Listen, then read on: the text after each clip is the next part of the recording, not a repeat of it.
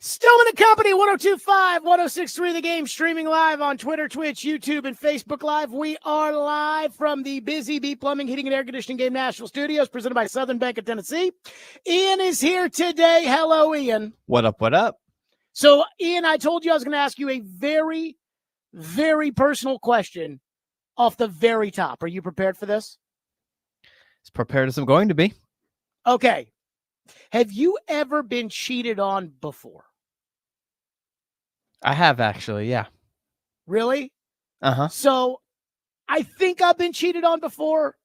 I don't know for sure if I was cheated on before, but were there clues there, or was it just like they just told you, hey, I cheated on you kind of thing? I don't know. I guess there was maybe some clues there, and then eventually I found out. And then it was like, oh my, was it like an epiphany? I guess so. I guess you could say that. I don't know if like an epiphany moment kind of hit me, but I guess I could see, it made sense, I suppose.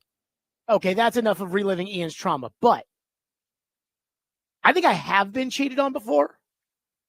I don't know it for sure, but I think I have been, because the clues were starting to kind of add up in that direction. And at that point in time, I had seen enough, and it was time for a change. Because that's what it looked like. And we talk about the duck theory all the time. If it looks like a duck and it quacks like a duck, chances are it's probably a duck. And how often it feels like over the last couple of years, we've been told, no, no, no.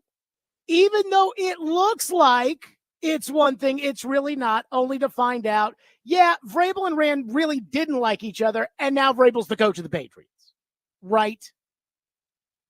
Which takes me to Chad Brinker. So there's this new narrative that's coming out, and I don't know where this is stemming from, though I have my beliefs and ideas, that Titan fans don't know Chad Brinker. We don't know Chad Brinker. And I'm thinking, how could you not know Chad Brinker? He did just as much media over the last year as Rand Carthon did. He opened the pre-draft press conference. He did an hour-plus long sit-down with Mike Keith for the Titans podcast. During the preseason, they put him in the TV booth with Charles Davis before they even had Rand Carthon in the TV booth with Charles Davis. So I don't get this whole we need to get to know Chad Brinker stuff.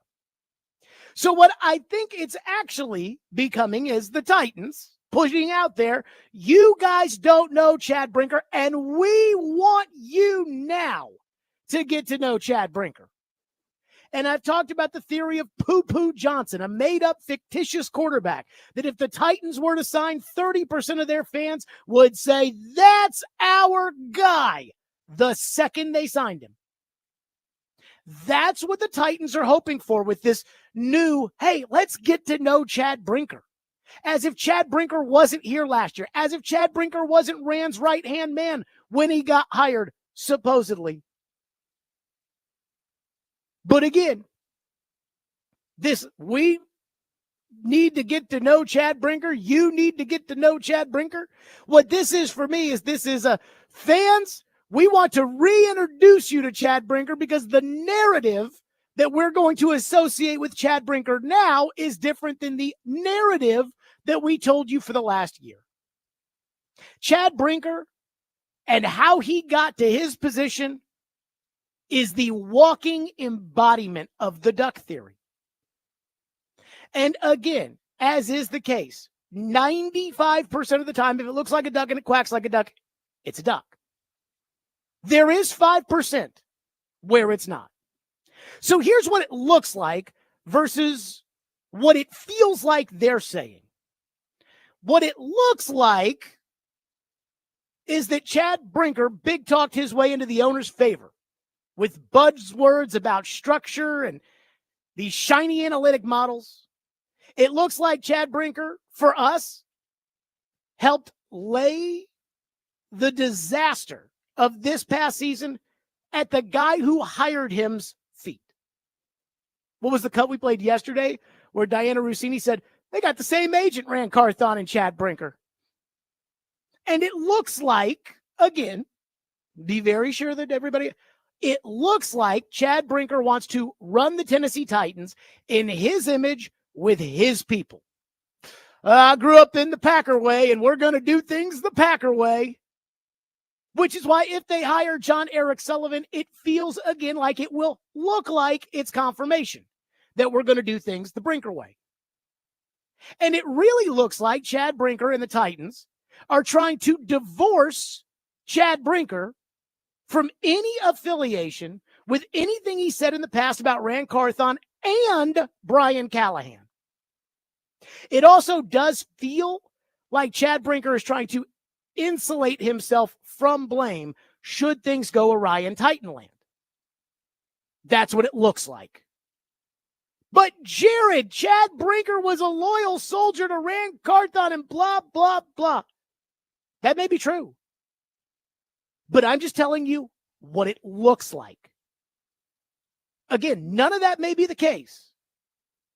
But that's what it looks like. Now is the narrative season. Now is we're going to tell you this and we want you to believe it. And you want the Titans to be good so bad that some of you out there might actually believe it. So here's what the Titans are saying. The Titans are saying that this is a very coveted general manager job and that this general manager is going to have a very prominent position in this organization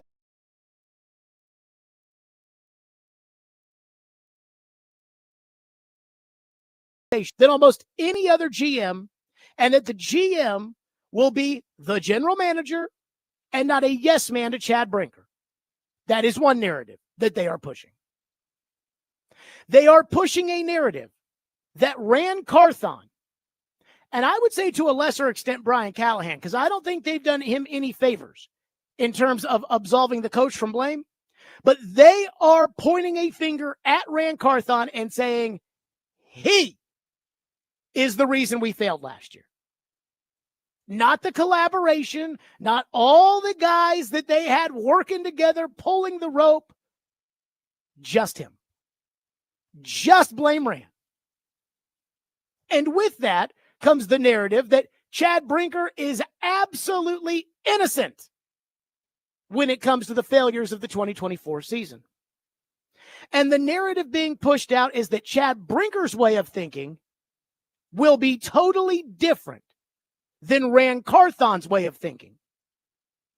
Even though Rand hired Chad, and Chad had previously said that they were so aligned. In fact, we've played the cut. Chad Brinker said less than a year ago on the Titans podcast that he and Rand were like long-lost brothers. But that was last year's narrative. This year's narrative is it was all Rand's fault, and Super Chad is coming in to save the day. So here's my question to all of you. We don't need to get to know Chad Brinker. We know Chad Brinker. We saw him on TV. We heard him on the podcast. We laughed when he said his job was to service the head coach. We know Chad Brinker. Or at least we knew last year's Chad Brinker. Now, apparently this year's Chad Brinker, totally different guy, totally different belief system, supposedly. So you guys tell me what you believe, because I know what I believe. And I can have people say to me with a straight face, Jared, I know it looks this way, but it's not this way. I know it looks like Chad ran a power play on Rand Carthon. I know it looks like Chad Brinker's trying to throw people under the bus. I know it looks like Chad Brinker was Rand's right-hand man, but that's actually not the case. But I also know what I believe. And I know the counterpoints. These are the same people that told us less than a year ago that Rand Carthon was going to be a savior. These are the same people who looked at us as if we were crazy for thinking that firing a general manager mid-season while you sat in first place was borderline insane. And they looked at us like we were nuts. It's like, I mean, how could you possibly think that it's Crazy to fire a general manager at 7-5 while you're in first place after the trade deadline when there's no meaningful GMing to be done. And each year after every year, these people have to come back, hat in hand. They didn't even do a press conference last week because they know, hey, it looks bad. And if you get to talking and you try to explain it, it might actually look worse. Every year, hat in hand, saying, yeah, that collaboration with Vrabel and Ram, we thought that was going to work. Yeah, it didn't. Sorry. Yeah, I'll tell you, this head coach we hired, everybody pulling the rope in the same direction. We're all aligned. Yeah, it didn't work. Sorry. And so now the narrative is Chad Brinker had nothing to do with Rand Carthon's failures. And the new and improved Chad Brinker, the guy you don't really know, the guy, this special guy that we've kept hidden, even though he did just as much media as the actual GM last year, who we're now blaming all of our problems on. This guy's the answer. Again, let me ask you, what does it look like? And what is the narrative? And at any point, does it seem like those two things are going to cross streams? I know the answer, but I'm asking you what you believe. 615-737-1025, which is our phone number, 615-737-1025. That's how we're starting today's show.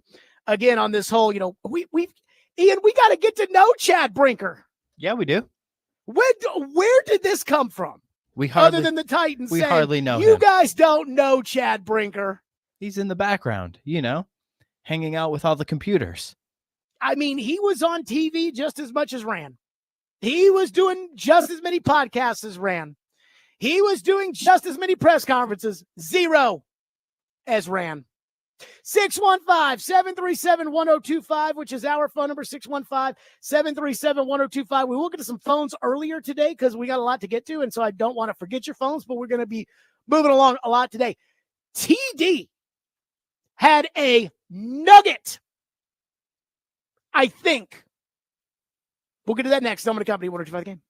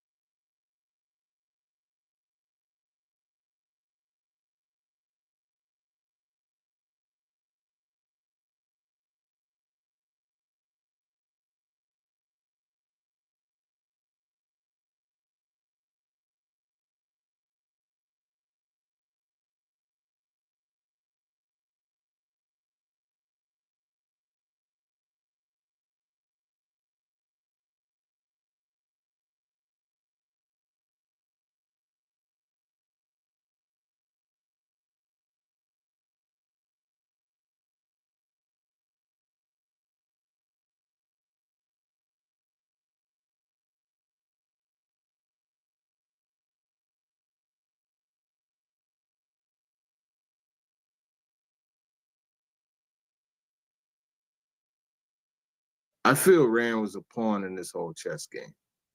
I'll put it that way.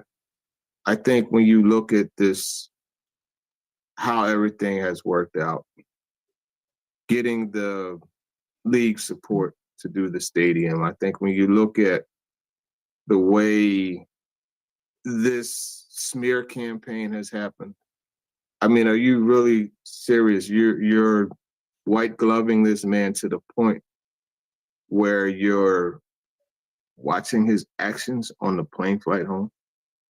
That was TD on Bucks A to Z Sports 615 Sessions podcast. TD and Buck actually it was a really good podcast. Like, I'm not going to lie, talking about the Titans and the future of the Titans. And I got to say, I mean, they had their freaking teeth out in that podcast. So again, TD said in that podcast that he thought Rand was used as a pawn. And Ian, if we could get this, run that cut again, I think TD's kind of alluding to this idea that the NFL wanted the Titans. Well, we'll ask TD about it more tomorrow, but the NFL is giving the Titans a bunch of money to be able to build this stadium. And that the NFL has not hidden their initiative on minority hirings in positions of power, that they obviously want that. That's why you get draft picks. If you lose somebody who was a minority candidate to a head coaching job or a GM job, you get an extra third-round draft choice because of it. And TD's kind of saying, hey, I kind of feel like Rand was a pawn. Play the cut again. I feel Rand was a pawn in this whole chess game. I'll put it that way. I think when you look at this, how everything has worked out, getting the league support to do the stadium, I think when you look at the way this smear campaign has happened, I mean, are you really serious? You're white gloving this man to the point where you're watching his actions on the plane flight home? I mean, again, it kind of felt like TD was hinting at something. And then TD dropped another nugget that I hadn't heard yet. And I don't know if you guys, this was TD on the 615 Sessions podcast. And again, TD's like on Zoom, so it kind of cuts out there for a second. But this was juicy. Play the cut. I know that there are 2 or 3 deals that people hate. More, it wasn't him. But unfortunately, that's not information that could be put out there. Okay. He said there were 2 or 3 deals that people hate that he knows. Ian, I think he said, but got cut off, that Rand wasn't in the deals. Something like that. I mean, are we allowed to infer? I mean, I probably should just text TD and ask him. But I think we can infer TD saying there were moves that were made, deals that were made in which fans hated and Rand wasn't a part of. Play that cut one more time. I know that there are 2 or 3 deals that people hate. More, it wasn't him. But unfortunately, that's not information that could be put out there. What? But again, the narrative, all I hear is, and this is what the Titans are telling you by firing Rand and essentially nobody else except for Anthony Robinson. This is what they're telling you by elevating Chad and pumping his tires and everything else. They're telling you everything last year was Rand's fault.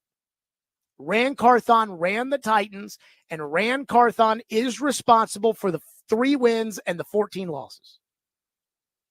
That's what they're telling you. Rand alone was responsible. And now TD's saying, hey, we can't put it out there. Nobody's going to speak on this on the record. But some of these deals fans hated, Rand wasn't even a part of. At least I think that's what TD was saying. And I don't know if you guys noticed, but seems to me like Rand Carthon's got an NDA. And not to crush the Titans. Because he did a whole lot of pleading the fifth. Well, I guess you have to be asked the questions in order to plead the fifth. But he did a whole lot of not throwing people under the bus. But then TD drops that little nugget. I mean, again, I think Rand had to go. I don't think Rand knows ball. I would be screaming just as loud today if they had kept him about, oh, no, as I was when they kept Brinker around. But sometimes you can't make this stuff up. Oh, it was all Rand's fault. Don't blame Chad. Chad, he wasn't a part of it. Chad was busy worried about the internet connection in the building. Chad was busy worried about the field turf. Chad was busy worried about whether or not we had ordered enough jock straps because it was going to be awfully sweaty in that second game against the Jets. And if guys are running through their second and third jock straps, we need to make sure we have 4 more. That's the narrative. And yet TD's saying some of these deals that you guys hate. And I'm trying to wonder which one of those deals, which of those deals were ones that Rand wasn't a part of. Which, in all seriousness, if that's the case, Rand should quit.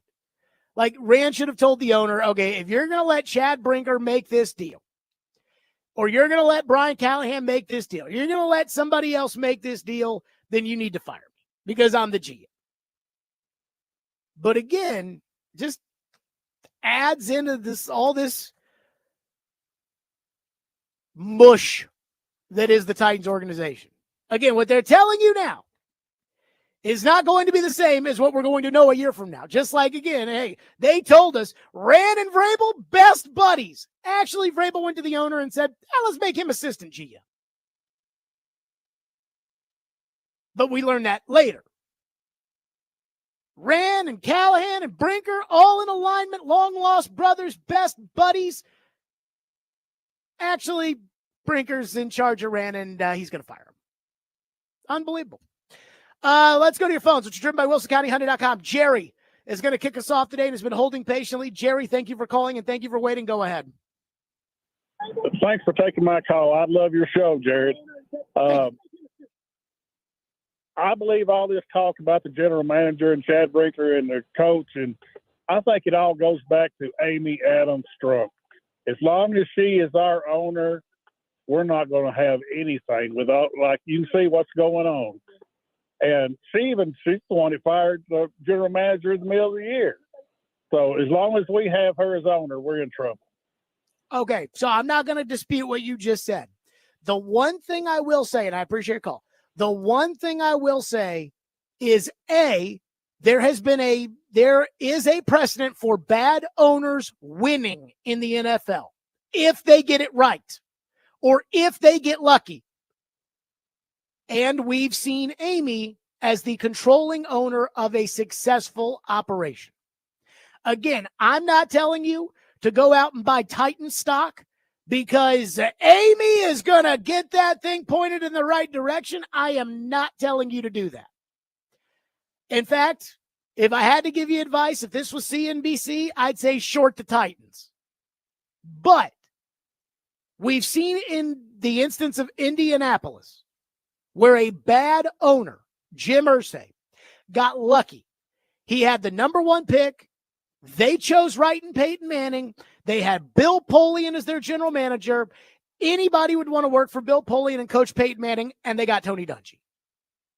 Now, Irsay's still the same kook who screwed it up with Andrew Luck and won't stop loving on Chris Ballard, but they got it right.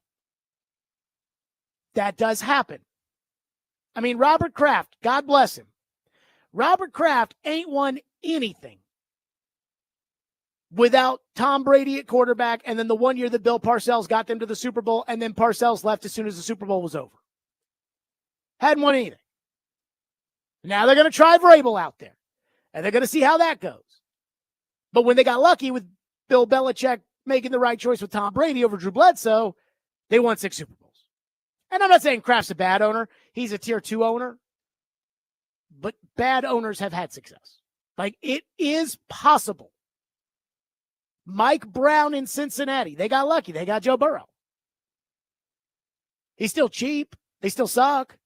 But they got Joe Burrow, and all of a sudden they were in the Super Bowl. And the next year they were in the AFC title game, simply because of Joe Burrow.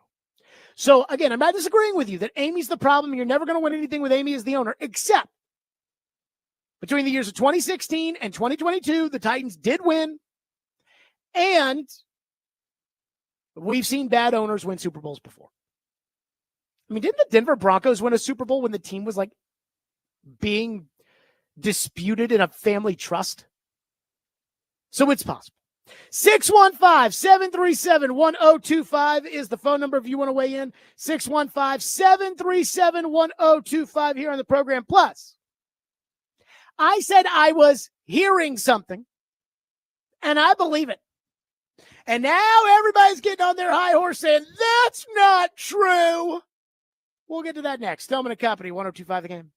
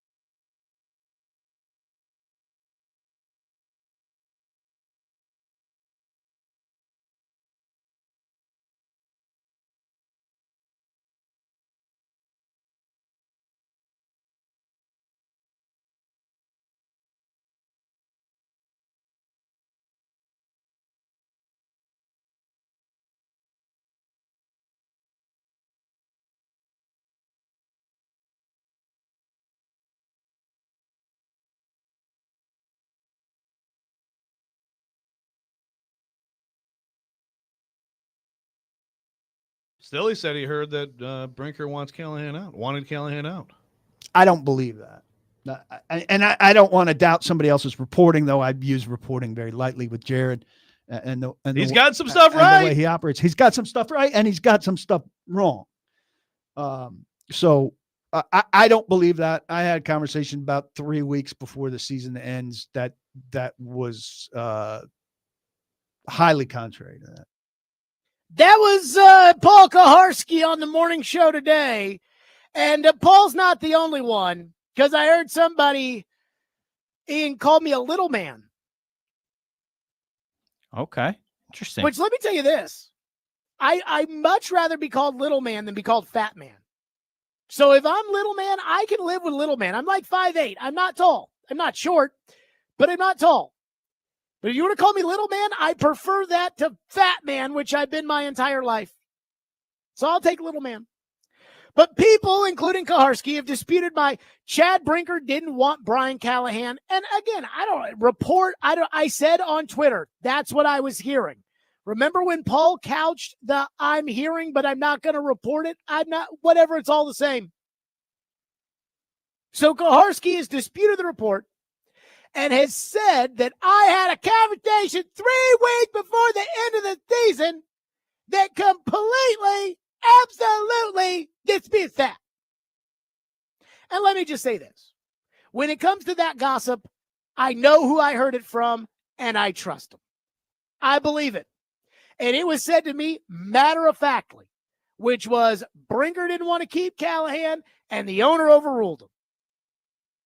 But let me ask you this question. If you hear something like that, and all of a sudden you start doing some checking, even if it's off the record, even if it's behind the scenes, if you hear Chad Brinker has just been anointed the king of the Tennessee Titans football operation, but the one thing that the monarchy says the king must adhere to is Brian Callahan stays the coach. Well, is the king all of a sudden going to tell people, yeah, actually, I think he sucks? No, because then it's going to look like he's not actually the king. Nobody would do that. What else are the Titans going to say? What else are you going to hear behind the scenes? The owner overruled our head of football ops guy, and you might as well just assume that our head coach is a lame duck, and there's really no reason for him being here anymore other than the fact that, well, you know, we paid him and we like him, so we want to keep him. They're not going to say that. So, of course, the Titans are going to say, that's not true. Just like they said, that's not true when people say this GM search seems a little phony. Or when they said, that's not true that Mike Vrabel wanted total control of the team. Or that's not true that Vrabel and Rand didn't work well together. Or how about this? In 2023, I said, I heard from somebody in the building who told me that Rand likes to play GM more than Rand actually is GM, i.e., he doesn't put in the work. That's not true. Rand Carthon gets fired. PaulKaharski.com. Here's 2 stories of people thinking Rand Carthon's lazy. All it is with the time. That's not true. That's not true. And then we find out, oh, actually, it is true. So, again, I don't know for a fact. I wasn't there. If Brinker in this grand plan that has just swept Amy off her feet, I was not there. So I can't tell you for sure that Brinker said to Amy, I don't want Brian Callahan to be the coach anymore. I can't tell you that for sure, but I know where I heard it. I trust who I heard it from. It's the same person who told me Rand was getting fired when nobody else would say it. So come on now. And again, I love how Kaharski goes, well, I had a conversation 3 weeks before the end of the season, and 3 weeks before the end of the season, they said it was definitely not that. You also said back then, 3 weeks before the end of the season, you were having conversations and you were told no major changes were coming. Well, hate to say that, but let's see. Maury Povich lied detector test determined that was a lie. And I'm not saying it was a lie, like Paul probably heard it, but what he was being told was not true.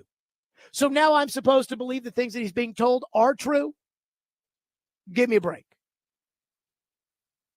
Again, if Brinker were to tell people, even off the record, if Brinker were to tell people that Brian Callahan isn't really who he wants to be the coach and that Amy's making him keep Callahan, then that would make him look powerless. He's not going to do that. Here's where you're going to figure out. Here's where you're going to find out that Brinker doesn't like Brian Callahan. When they fire Brian Callahan. And then it will come out that, Chad Brinker never really wanted Brian Callahan, even though here's the evidence of Chad Brinker getting on his knees for Brian Callahan. And I'm sure Chad Brinker will have to say some nice things. And don't think it's an accident. Because even though I've had my criticisms of Brian Callahan, and I'm not sure whether or not Brian Callahan's a good coach, I would probably argue he's not if I had to go off of last year. I've never thought Brian Callahan was stupid. It is not an accident that Brian Callahan got up there in the Monday press conference before Rand got fired and said Chad Brinker was in on every decision, period. That was not an accident. If I knew that Rand was getting fired, which I said on Monday, chances are Callahan knew it too. And if they were going to make Chad Brinker the king of football, Brian Callahan probably knew that as well.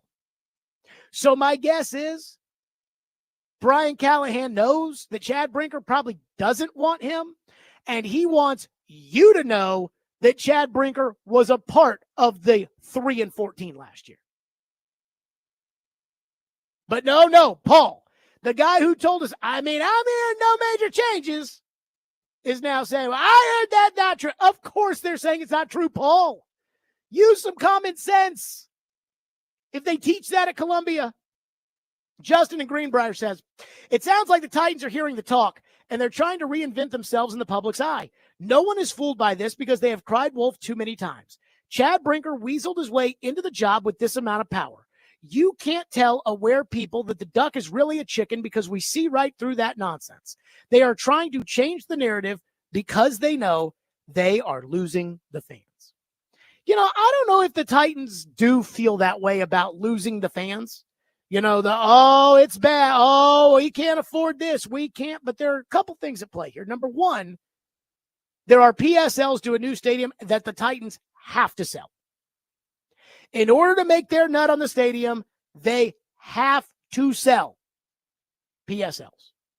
And when everybody thinks that you're a rudderless ship and they think you're run by morons, I think it is very difficult to get people to pay thousands and thousands of dollars for PSLs. Maybe I'm wrong. Maybe I'm wrong. Maybe everyone's still buying the PSLs. My family, we bought the PSLs. So maybe everybody's buying them and it doesn't matter. The second thing here when it comes to the idea of losing the fans is I do think the Titans are listening. I do think the Titans hear the noise, and I do think the Titans know this is a bad look. The fact that we promoted all this crap for a year about collaboration and Rand and Chad and A-Rob and Callahan all pulling the rope together in the same direction, and we're all a brotherhood, and we all work out great, and we all this and we all that. And then we're firing Rand but keeping Chad because Chad wasn't the problem, guys. Trust us. And then Mike Vrabel gets a job, and everybody gets on their knees and tells the world how great Mike Vrabel is, which I'm not going to pile on them on the Vrabel front. Randy says, do you believe Callahan knew that Brinker wanted him fired? I'm guessing he does know he's coaching for his job this year. So that being the case, how does he go into the draft meetings about draft picks and expressing his ideas or concerns, knowing there's a good chance he's not being taken seriously, knowing and understanding the man he's sitting across the table from doesn't even want him there? Under those circumstances, how does Callahan block all that out so he's able to make coaching decisions that he feels are in the best interest of the team?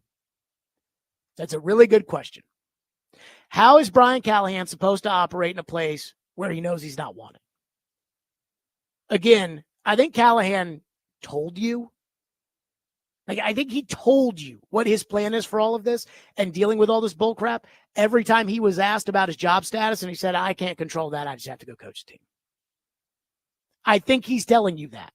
That I know that hey, that's a good line to get out of having to commit to something or another, having your words used against them. I also think it's kind of the way that Callahan is operating on a day-to-day basis, which is,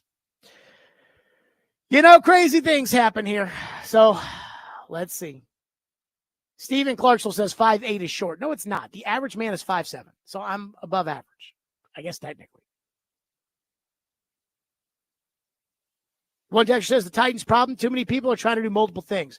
Vrabel wanted to be coach and GM. Now Brinker's trying to play owner, GM, and president. If everyone's focused on their job and have the same vision, things might actually get done. Can't disagree with that. I also am just flummoxed by the fact that nobody that's doing these jobs has any experience doing them anywhere else except for the Titans. Brinker has no experience as a top-level administrator. Callahan has no experience as a head coach. Whoever they hire as GM is never going to have GM experience. That, I think, is a problem. 615-737-1025 is our phone number. Chris Sanders joins us next on the program. Stillman & Company, 1025 The Game.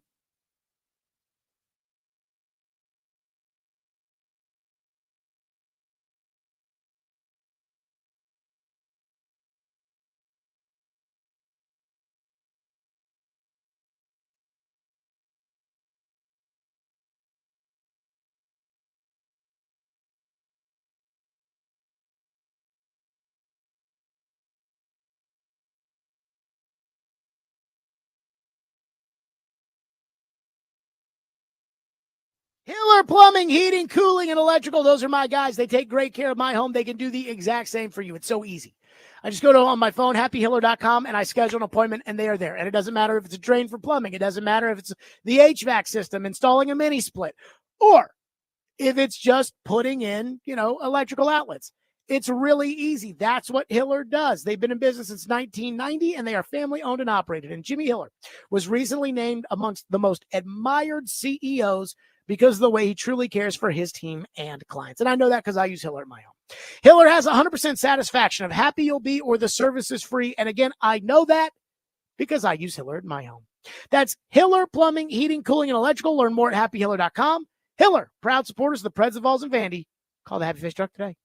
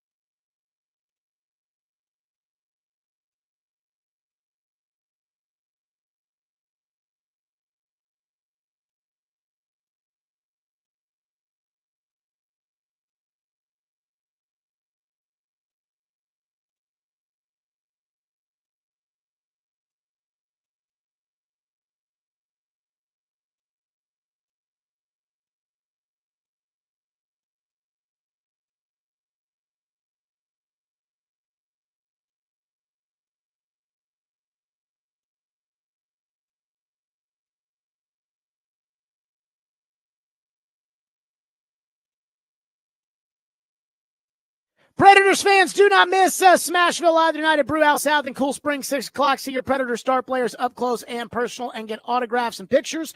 And the special guests will be Jeremy Lazan and Cole Smith. That's tonight at Brewhouse South in Cool Springs, following us at 6 o'clock. And congratulations to David Poyle, Shea Weber, and Pecorine getting the gold jackets as the first inductees into the Preds Golden Hall today. Chris Sanders joins us on the program now, as he always does on a Wednesday. So, Chris, Yes, there's sir. a big dichotomy between what it looks like is going on with the Titans and what the narratives coming out are. For instance, Right. it looks like Chad Brinker stabbed Rand Carthon in the back. They say Okay. that's not the case.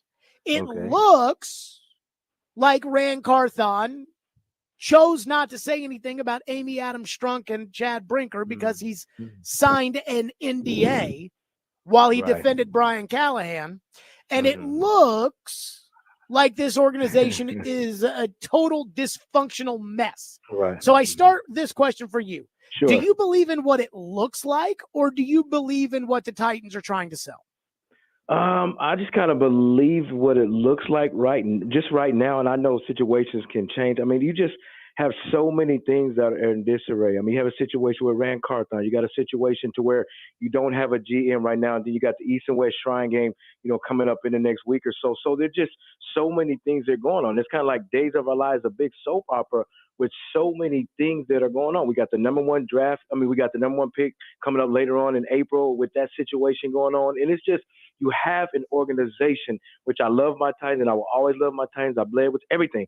But it's like, it's just so many things that are in disarray right now, and it starts with the leadership. Chris, do you believe that this GM job is a real GM job?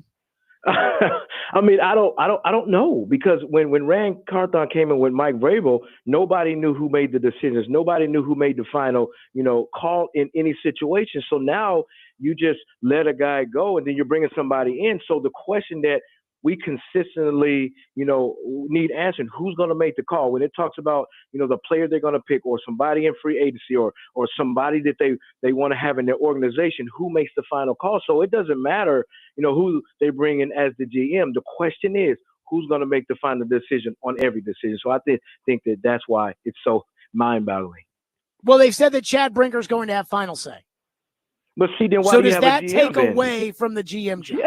Yeah, it does, because if you're a GM, you're supposed to bring in the talent. You're supposed to, get your information, gather your information from your scouts and all your coaches, and then you say, okay, that's the guy that I want. But if you had Mr. Brinker say, okay, y'all do all the work, but I make the final say, then why do you have the GM? So it's just wild. And we always talk about it. They said this at the beginning of the year before Rand got, released, that we're all working together. But if you guys are all working together, then why is only one person making a decision after he collected all the data? Chris Sanders is with us on the program. Chris, I heard through the grapevine, and I know where I got it from, and I trust it. I heard that Brinker went to the owner and said that he didn't want Callahan, but the owner wanted Callahan. So now Oh my God. people are starting to refute that. They're starting to say, well, I didn't hear that. Let me ask you this question. Wow. Sure. Do you really believe that Chad Brinker wants Brian Callahan here? And how is that relationship going to be either an issue or a strength? That's a loaded question. It can be an issue. Just imagine and I'm not saying this is the case, I'm just throwing this out here. Just imagine if I'm working at a job knowing that the boss is waiting for any false thing that you do to get you out of there. You better believe there's going to be something that's going to separate that relationship, because it's everything you do, from the players you bring in, from how you coach, from camp, all those things, to where you're being evaluated every single play. Because the thing about it is, you want to go to a place or be at a place that you know you're wanted. And when you know that you're wanted, you're going to do everything in your power to make sure this thing works. But now you're in a situation to where, even in Brinker's interview or whatever he did, he wasn't really sold on Brian Callahan. So if I'm Brian Callahan, I got to make sure all my T's are crossed and my P's are dotted. So to be in that situation, to be under that pressure, it's kind of tough for Brian Callahan, because if you make one wrong move, you're out of here. Do you believe what is being pushed out there, that Rand Carthon was the problem and that Chad Brinker was busy worrying about field turf and was not assisting in the operation of getting players? I think the problem is nobody. They gave us a vision or some words that wasn't the truth. And the reason why I say that is because at the beginning of the season, April 23rd, they said we're all going to do everything together. We're all going to be in one unison. We're all going to make the right choices. But then when the smoke clears, they're pointing the finger like, you're the reason why we were 3-14 or whatever, 3-15 or whatever it is. You're the reason why we lost. You're the reason why, as opposed to we all made these decisions together. So it's just kind of confusing. And it's kind of upsetting a little bit. Last one for you. Do you trust Chad Brinker? I don't really know Chad Brinker, and I respect every man. I just think that this is what I may be a little disappointed is when you start a season off, when you start saying that we're all in this together, we're going to build this thing together. We're going to have a vision together. We're going to walk together. We're going to draft together. We're going to bring in people together. But then you point fingers and say he's the problem why we left.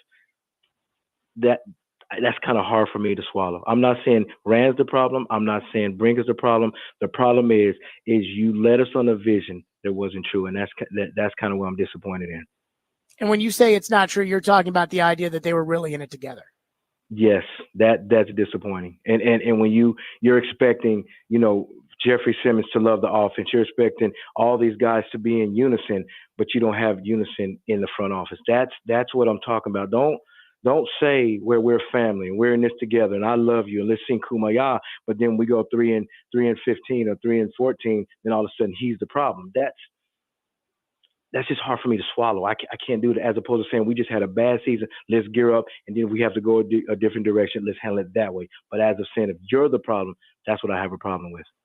Chris Sanders, as always, on our program. Chris, great stuff. As always, appreciate you. And I got to say, I feel like, we do the Sunday show, the award-winning pregame show. We do that during the season. I feel like there's more going on in the offseason with the Titans than there ever was this past season. No, it's the craziest thing. But let me tell you something. Did we win an award this year? Did we win it again? I don't think we won it again. I think we won it last year. Well, we need to win it again this year because I have two of the best co-hosts in America, you and D. Mace. So let's go get it. Well, I appreciate that. And we look at you as the Rand Carthon of our group. We'll throw you overboard first chance we get. Kidding. We love you, Chris Sanders, as always, on our program, former Titans receiver. And again, it's hard, when I asked him whether or not he trusted Brinker, and he talked about, you said we were all in it together, and now it's hard to forget all those things Brinker said. Somebody texted in earlier today and said, can you play the cut where he said, I know that we have the right GM in Rand Carthon? I'm like, yeah, we'll get around to those Brinker cuts from the podcast at some point, but probably not today. 615-737-1025. It's mock draft season again. And we've got a new one. We've got a new one in the mock draft space. What they have the Titans doing with the number one pick. And I got to tell you, it makes me nervous. We'll get to it next. Stillman & Company, 1025 The Game. And let me tell all the fine folks out there, tune into 94.9 The Fan tonight for Vandy basketball. As the Commodores take on South Carolina at Memorial Gym, 5 o'clock tip-off with the pregame starting at 4:30. Coverage also available on the 94.9 The Fan app and at 949thefan.com. Vandy men's basketball, presented by Athletes Unlimited Pro Basketball, coming to Nashville's Municipal Auditorium February 5th through March 2nd. Go to auprobasketball.com for more details and to purchase tickets.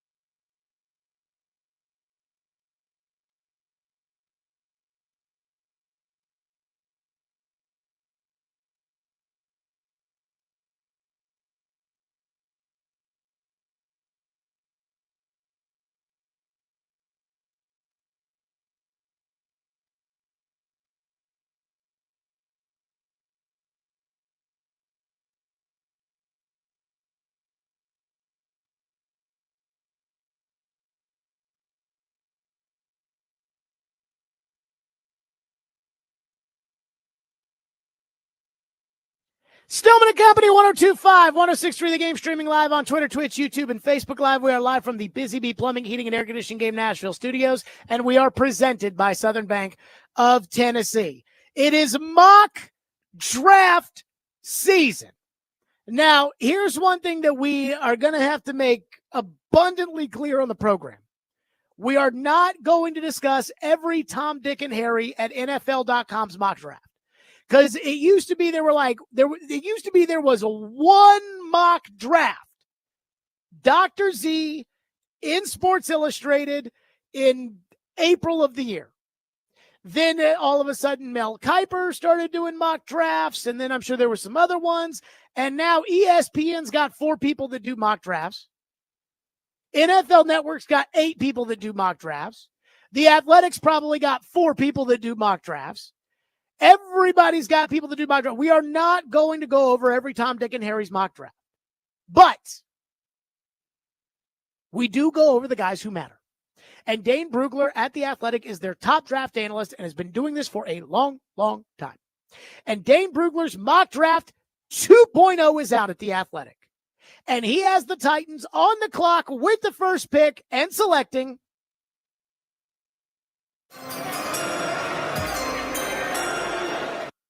Cam Ward, quarterback out of Miami. He, by the way, has Cleveland at 2 going Abdul Carter, the Giants at 3 going Travis Hunter, and Shedeur Sanders goes at 6 to the Las Vegas Raiders. Dane Brugler writes, quote, "The incoming general manager in Tennessee will inherit a great opportunity. Either invest in a quarterback at number 1 or trade the pick to a quarterback-needy team. Any other outcome would be surprising. If the Titans opt not to take a quarterback, the ideal scenario would be trade back 2 spots with the Giants. The Titans wouldn't receive close to what the Bears scored in compensation from the Panthers for the number 1 pick 2 years ago, but they would gain additional draft capital and still be in position to take Travis Hunter or Abdul Carter at number 3. However, in this mock, the Titans decide Ward is an upgrade over their current quarterback situation. His loose play style won't be for everyone, but his ability to create explosive plays and the gradual improvements he has shown each year are promising aspects of his profile. Some scouts have compared Ward's upside to that of Steve McNair, which would be music to the ears of fans in Nashville. Let me say this, Steve McNair is not quitting at halftime of the Pop-Tart Bowl. Steve McNair would have played through the Pop-Tart Bowl with both legs being amputated. So I don't want to hear this, comparison to Steve McNair. I also think you're going to see that floated out there just to try to get the warm and fuzzies up of the Titan fans. Let me just state for the record, I have not done a deep dive on these quarterback prospects, so I could change my mind on this. And I want to be abundantly clear in saying that. But I don't like it. I don't like the idea of taking Cam Ward with the number 1 pick. And I'm going to tell you why where I sit right now. Number 1, he plays hero ball. I want accurate passers. I was listening to Sean Payton after he drafted Bo Nix. He went on McAfee's draft special that night. And again, I was amongst the chorus of people crushing the Broncos, saying, Bo Nix with the 12th pick? But Sean Payton talked about how we worked him out after his pro day. We worked him out, and we think he's accurate enough to be a good NFL quarterback, and all you need is accuracy. I worry about that with Cam Ward. I don't like the hero ball because that might work against some crappy ACC team. That's not going to work in the NFL. I also don't like the fact that Cam Ward didn't play any elite competition this past year in college. And not only did he not play any elite competition, he didn't beat any elite competition. He lost to Georgia Tech and Syracuse, and he should have lost to Cal and Virginia Tech and didn't because of questionable officiating. And I watched that Virginia Tech game when it happened. And I was laying in bed after I vowed, Ian, remember, I vowed not to watch that Georgia Tech, the Virginia Tech Miami game on that Friday night because I was going to watch baseball. Yep. And then I found myself watching because it was a very good game. I was at the game you poo-pooed and everybody, and Chad was like, oh yeah, I'm going to watch. Yeah. And then didn't Virginia Tech hit a Hail Mary at the end of the game and they wiped it off the board? It was either Virginia Tech hit a Hail Mary and it got wiped off the board, and it was a tad. There's no way they could have overturned this. It was a review. wild game. Or Miami hit a Hail Mary, but it was ruled incomplete. And I can't remember exactly. I just remember watching the replays saying Virginia Tech wins. And then they came out and said, nope, Miami wins. And I was like, what? So again, he should have lost that game to Virginia Tech. Diego Pavia beat Virginia Tech. So it wasn't exactly Joe Burrows last year at LSU, where they ran through Texas, and they ran through Alabama, and they ran through Oklahoma, and they ran through Clemson in the title game. Wasn't really like that. And then the other thing I don't like about taking Cam Ward number 1 overall is, regardless of how weak this draft is, and again, you can only draft the players that college gives you. So if Abdul Carter, as Blake Bedingfield has said, is a middle of the first round pick, but he goes at number 2 because this is a weak draft, I get it. But when we're talking about quarterbacks and you use the first overall pick on a quarterback, you are making a 3-year commitment. Zach Wilson might have been the bust of all busts, but even that was a 3-year commitment. Ryan Leaf might be the single worst quarterback in the history of the NFL, and that was a 3-year commitment because they didn't draft a quarterback again until 2001 with Drew Brees. So again, when you draft, this is a 3-year decision you're making. Everybody who's making this pick, their jobs are now tied to Cam Ward. But nobody's going to care when you play on Sundays in the fall. Nobody's going to care whether or not Cam Ward was the best quarterback in the draft class or not. So if he's the best quarterback in the draft class, but he's really more like a late first rounder, like Blake Bedingfield says, and you take him number 1 overall, the expectation is going to be that of a number 1 overall quarterback, and he's going to have to go out there and beat top quarterbacks. But he's not going to be able to do it because he was never that kind of player. And the cardinal sin of drafting is to take him because, well, we don't have a quarterback and he's the top quarterback on the board. So even though there are other better players, we have to take him because we put ourselves in this position. That will get you beat 9 times out of 10. And so remember, when it comes to taking a young quarterback, forget about the pick. Forget about the draft class. Forget about the lack of free agent options. Forget about all of that. Because when you take this kid, you have to ask, can I go to war versus Patrick Mahomes with Cam Ward at quarterback? Can I go to war with Lamar Jackson with Cam Ward at quarterback? Can I go to war with Josh Allen and CJ Stroud and Justin Herbert and all of these guys with this guy at quarterback? Not, well, I don't have a quarterback and I got the first pick, so let's just take the quarterback. Because again, once you start playing games, nobody cares where you got drafted. You don't get bonus points.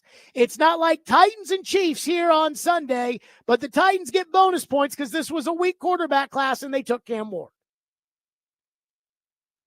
So I see them saying, hey, you know, the best scenario would be to trade back and not take a quarterback, but they'll take a quarterback anyways.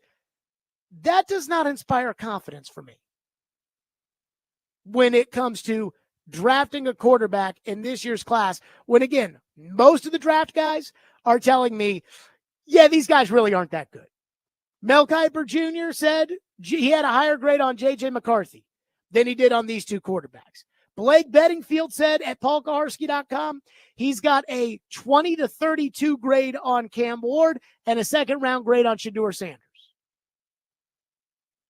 I'm not wasting the number 1 overall pick just because that's the best that's out there for a quarterback, and we got to have a quarterback. That's dangerous. 615-737-1025. Dane Brugler has the Titans at 1-1 going with Cam Ward. We'll get your thoughts on that. 615-737-1025, which is our phone number. There is a prominent name at quarterback that if the Titans are going to go the route it looks like they're probably going to go, might actually make some sense. We'll get to that next. Stillman and Company, 102.5 The Game.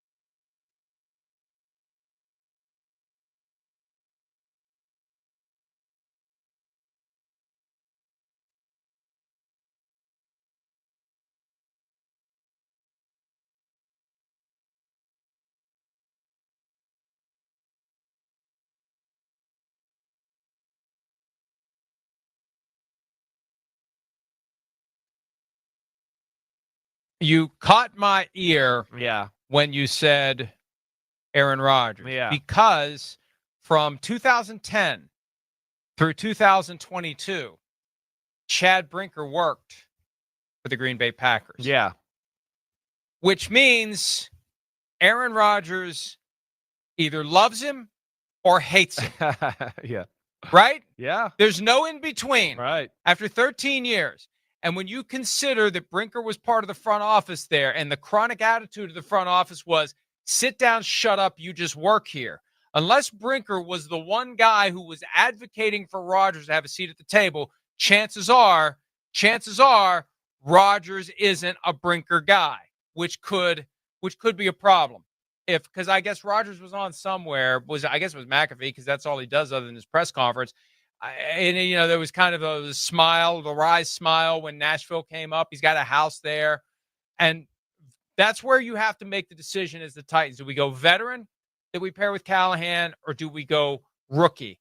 But if there's a chance Callahan is short term, then you get a rookie quarterback that goes from one head coach to another head coach, and that might not be the ideal way to do it. But I'm intrigued now about the possibility of Rodgers, and it all comes down to whether or not he loves or hates, and no in-betweens. Both Chad teams, Brinker.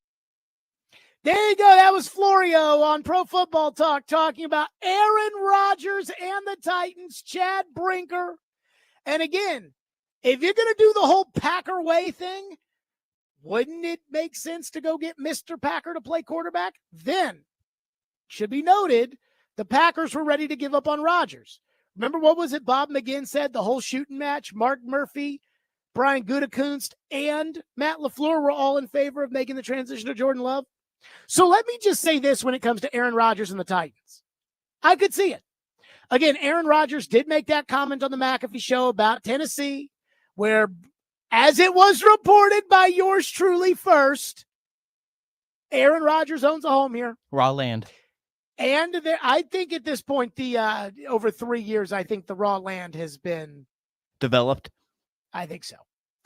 And then he did talk about no state income tax and the offensive system's fine, etc.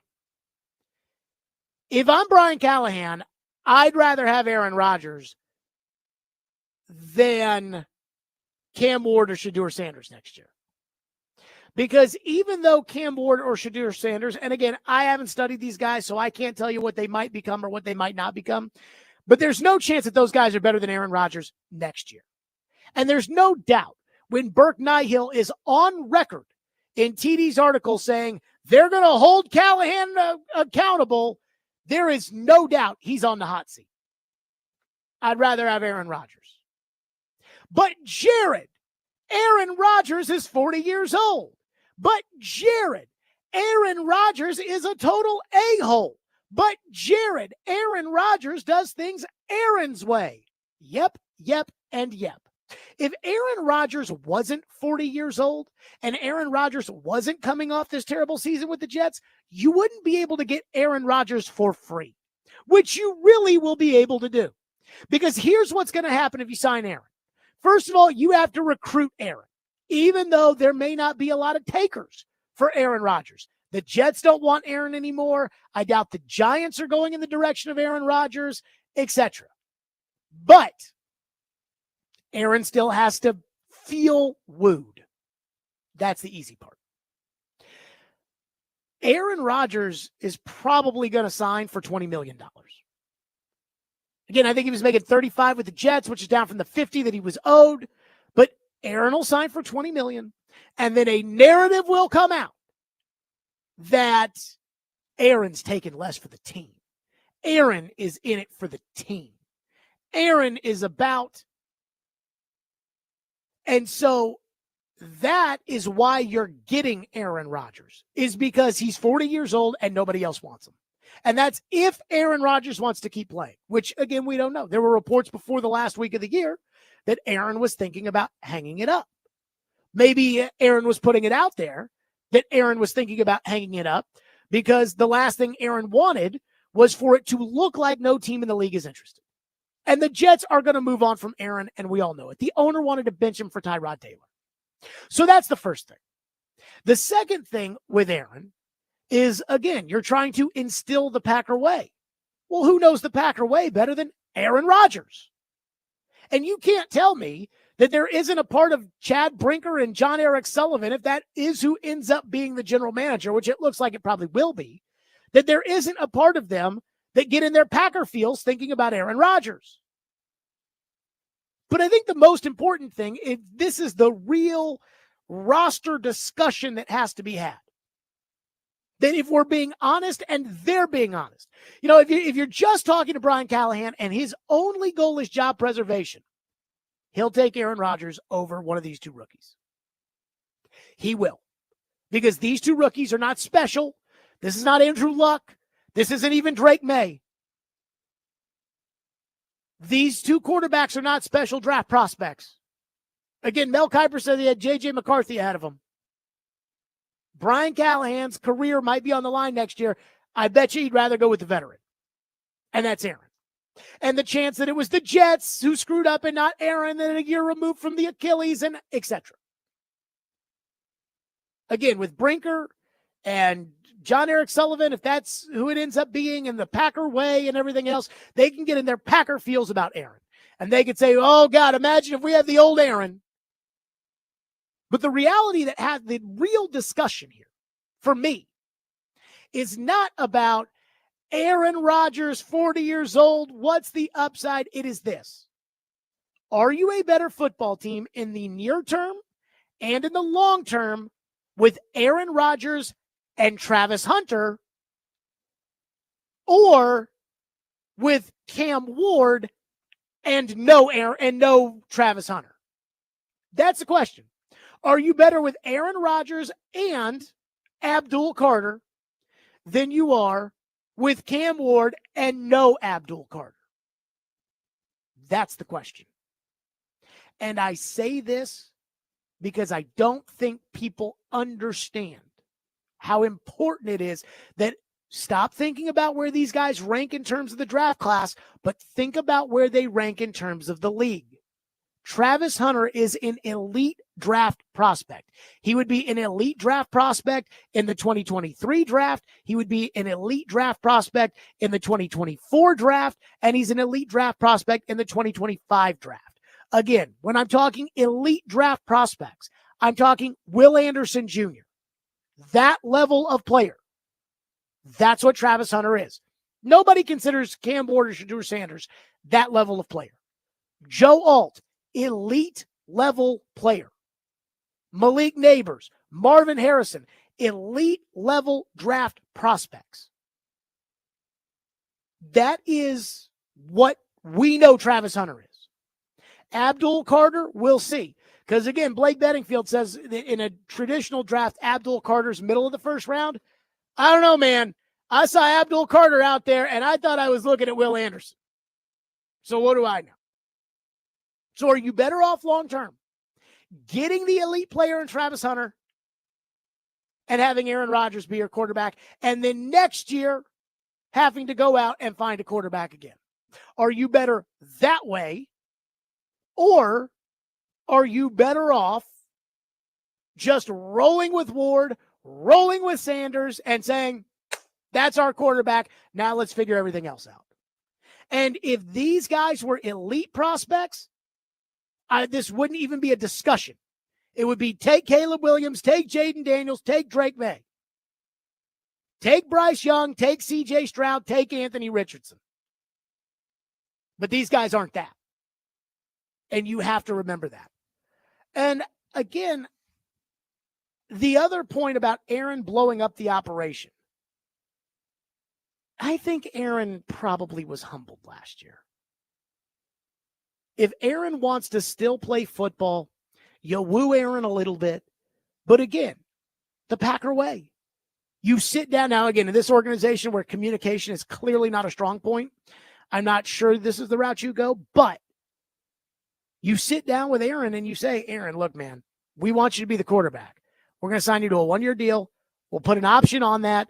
We think you still got something in the tank. We think that Downing and Nathaniel Hackett were dopes anyways. So we got Brian Callahan here to run the offense. You've got Calvin Ridley you can throw the ball to. You got Tony Pollard who's going to run it. We're going to go out in free agency and add some good players. Knock on wood. We're going to do all these things. We're probably going to draft Travis Hunter with the first pick if we end up using it. If not, we'll get more players to put around you for that 1 year.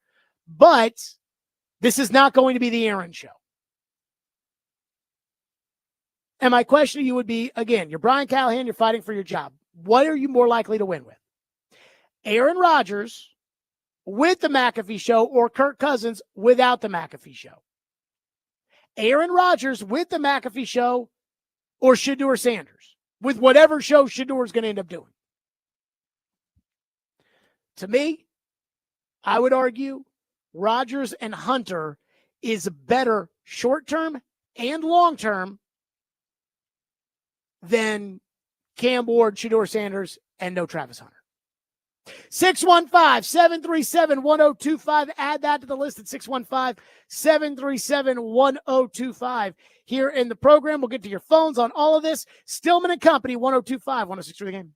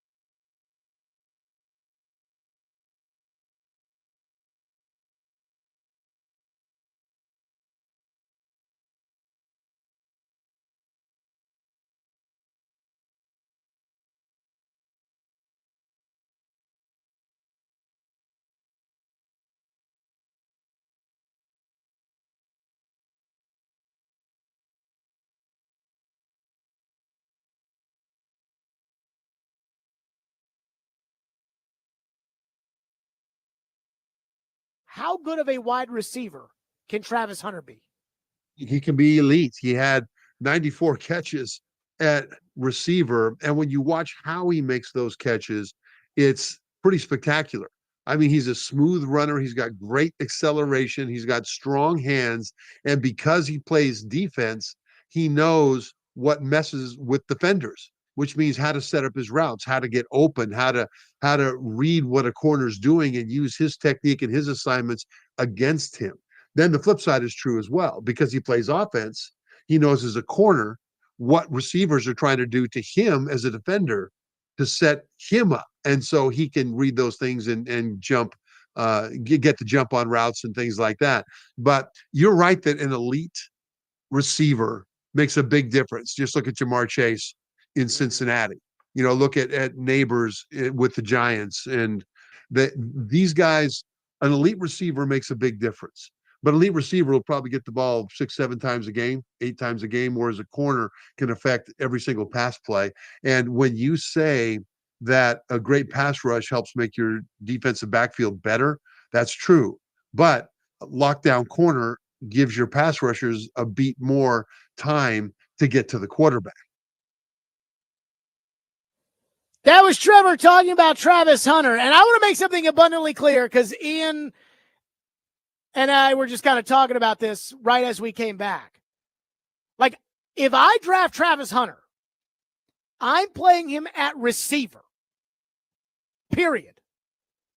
And I understand Trevor's point that we just played right there, where Trevor said, if you're corner, you play every play during the game. If you're a receiver, you may get 7 targets and 5 catches, etc. But I believe receiver is the second or third most important position in the NFL behind quarterback number 1 and pass rusher number 2. Quarterback, pass rusher, receiver, and you can make the argument for me with receiver or pass rusher.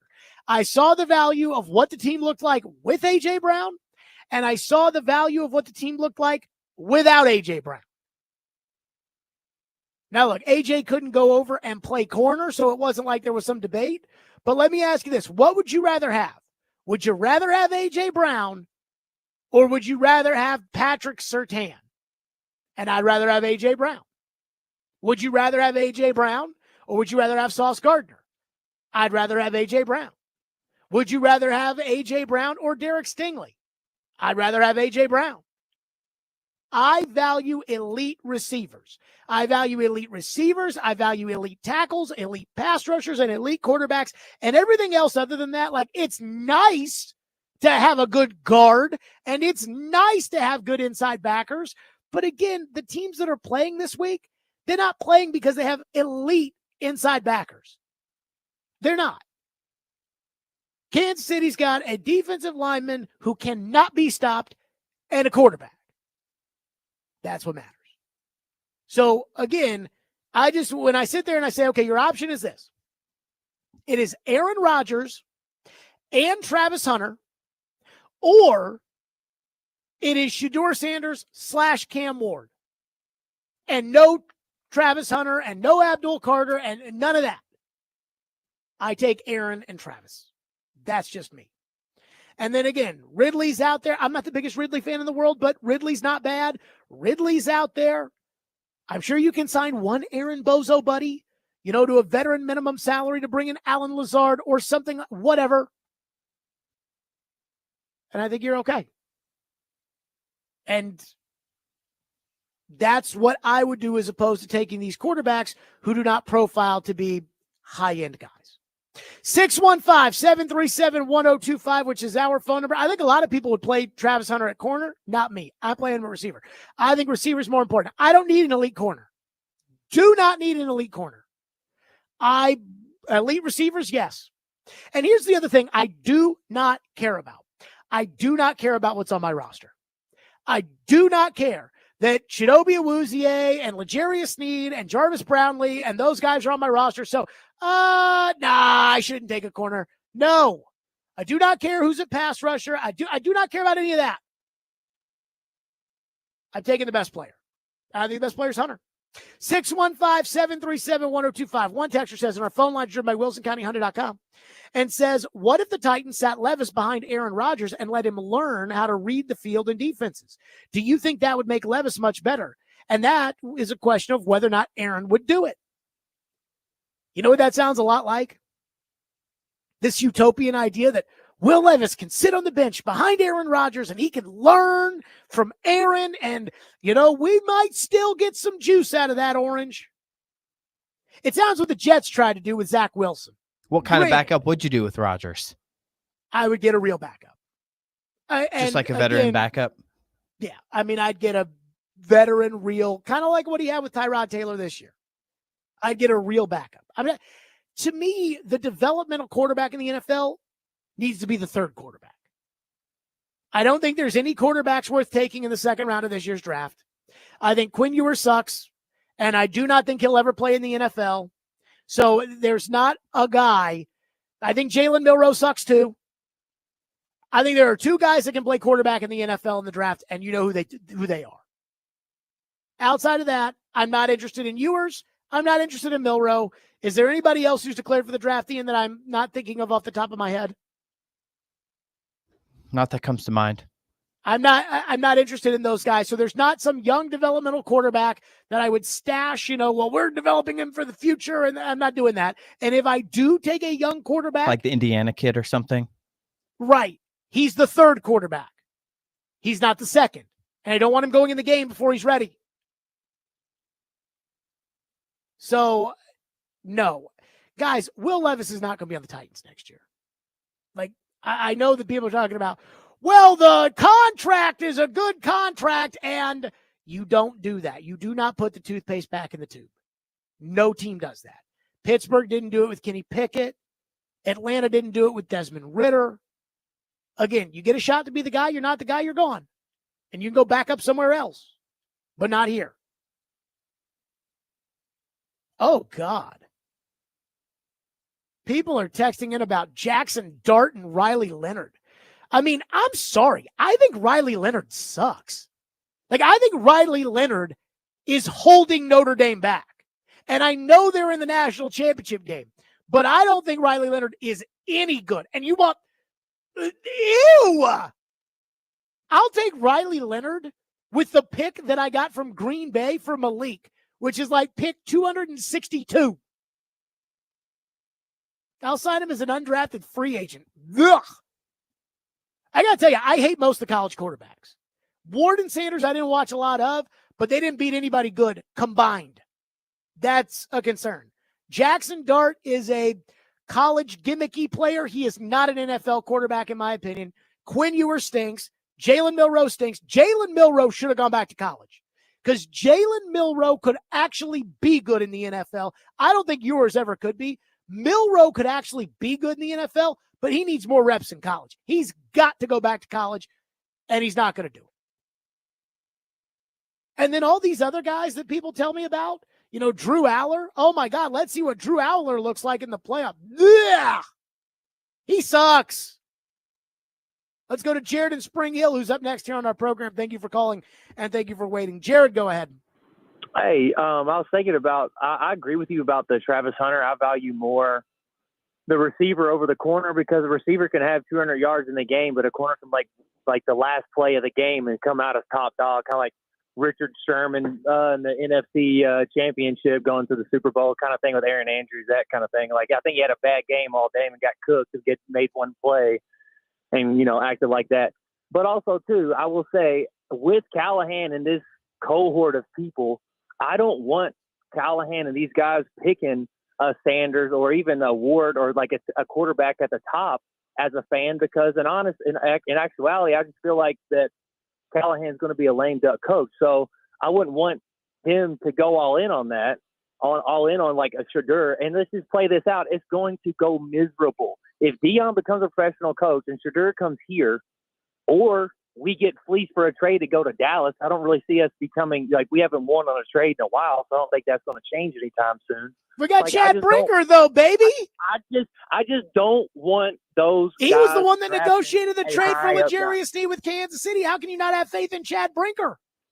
I'm not drinking the Kool-Aid. All right, I'm not doing it. I get it. I get you're trying to get us worked up, the whole nation here, but Brinker ain't it. So going back to this, do you think this could be a Shotani effect that he's having with Travis Hunter? Because I honestly think that if you have him playing receiver, you can put him in on dime packages periodically, and if he's still the best athlete out there with that experience, I still think that there's value in that. And if he's the best, here's what I would do, and Jared, I appreciate it. Okay. Here's what I would do with Travis Hunter. This is just me. This is what, because I would draft Travis Hunter with the first overall pick if I used the first overall pick. I'd be interested in a trade. But again, I'd sit down with the scouts and I'd say, okay, how good is Travis Hunter? How good do we think Travis Hunter's going to be at receiver? And we'll have different levels. We'll have Justin Jefferson, Jamar Chase. Then we'll have another one, a little bit lower, A.J. Brown. A.J.'s an elite receiver, but he's not Justin Jefferson or Jamar Chase. Then we have, A.J., Cooper Kupp, that kind of crew. Then a little bit below that, is Calvin Ridley or something like that, where he's probably more of a 2. And if Hunter's in the first category, I'm taking him because he's the best player in the draft. And the one thing I want is if I get the first pick, the one thing that I want is I want to make sure I either get the best offensive player or I get the best defensive player in the draft. That's what I want to make sure of. Granted, they're not a guard, which of course I would never do. But as far as your Brinker stuff and you're not trusting Callahan and all that, I totally get. At the same time, if this guy's going to be the coach, if this guy's going to be the de facto GM, the emperor of the United States of Chad Brinker, if that's going to be the case, you have to let them make the moves that they feel would be most comfortable with them making, to run the Tennessee Titans. Sounds crazy, but it's unfortunate. 615-737-1025. We'll get back to your phone, 615-737-1025 here on the program. And I do have a bone to pick with Titan fans because there is a narrative out there that I think, again, I think that the whole thing that Titan fans are talking about even happening has like a 0.1% chance of actually materializing. And even then, Titan fans are on planet Delusia when it comes to this. We'll get to that next. I'm in a company on 102.5 The Game.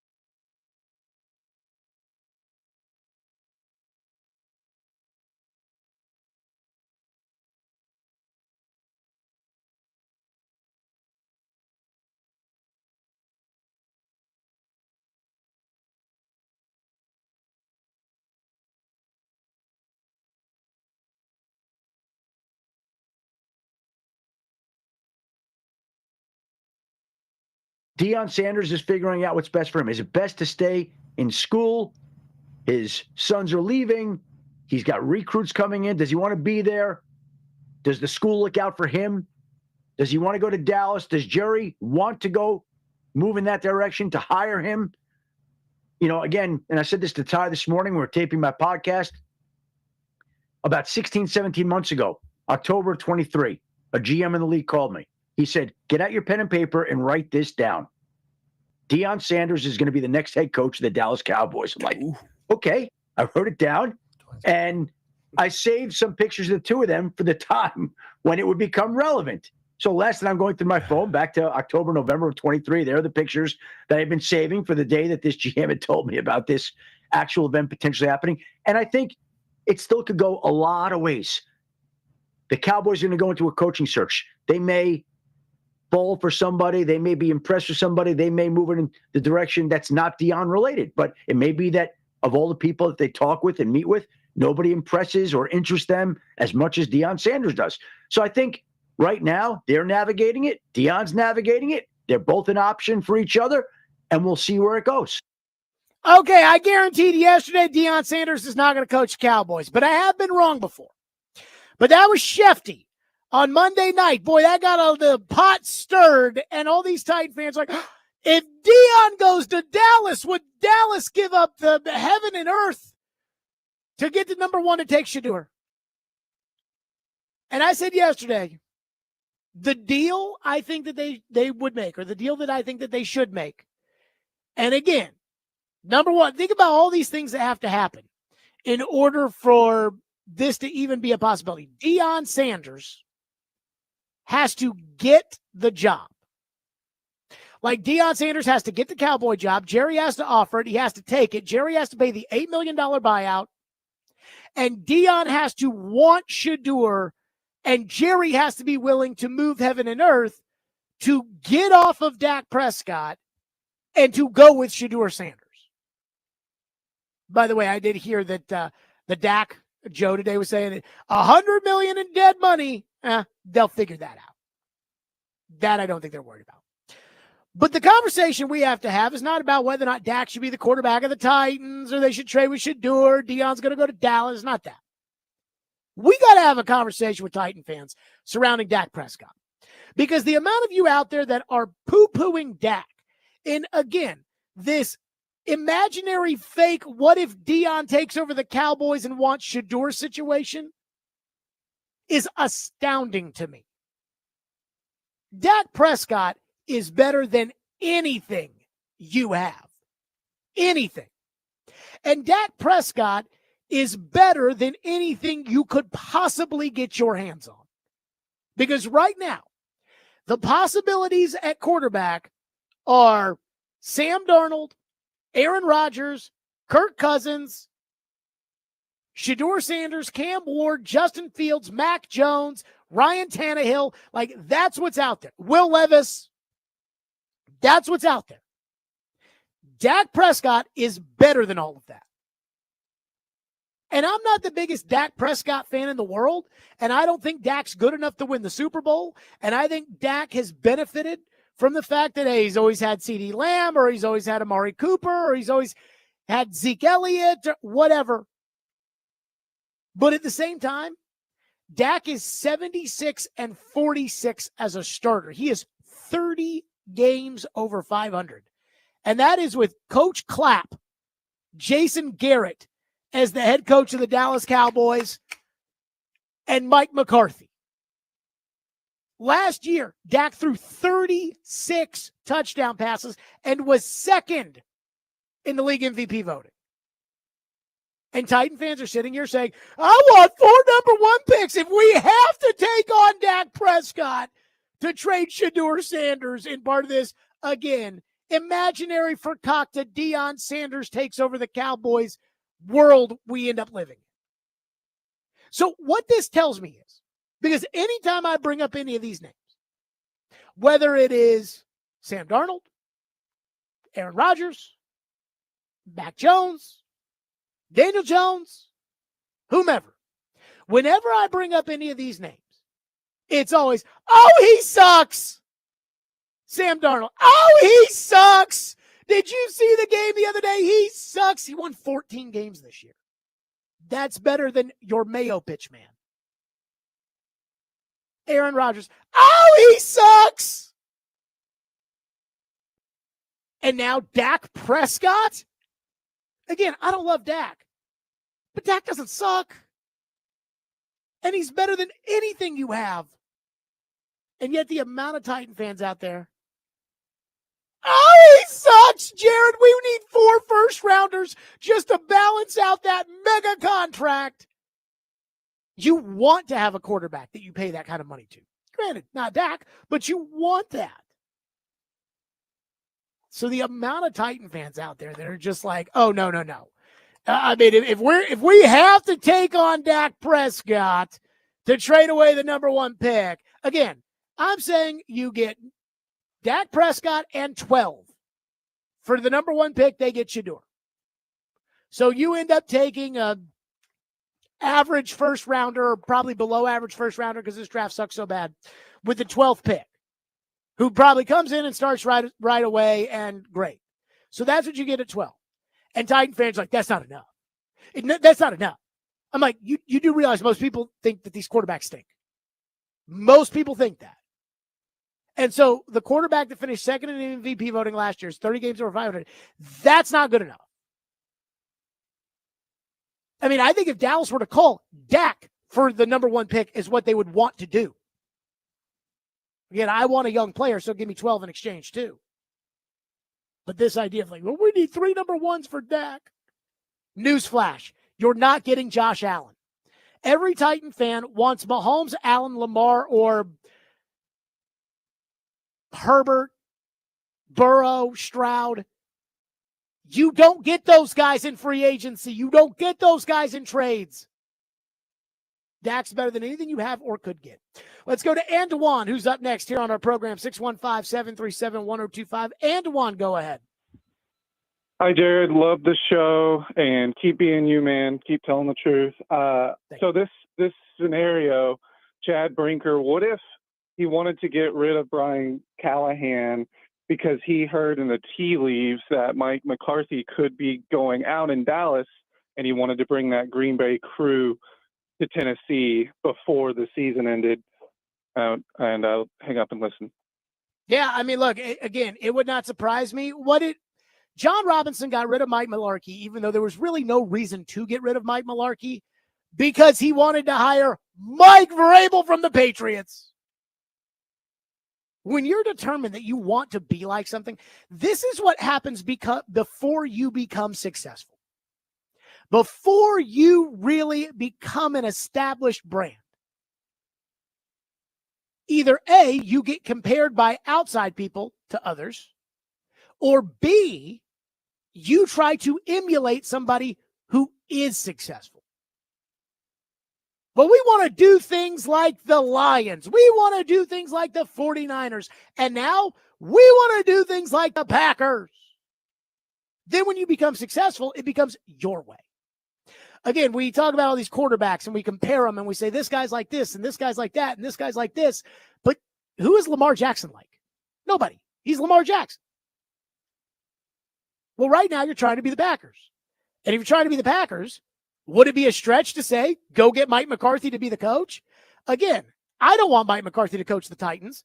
But if you're trying to be like the Packers, is there any coach out there that's more Packers than Big Mike? 615-737-1025 here on our program, 615-737-1025. Okay. You know I love Gentry Estes. You know, I know people dump on the Tennessean, but Gentry, I think, is a great columnist. And you know I love him. But Gentry wrote something in the paper that I heard Paul also echoing, that the national media is all about, and I think people around here are convinced is going to happen, and I feel like we're really selectively forgetting a lot of bad. We'll get to that next. I'm going to come to you 102.5 The Game.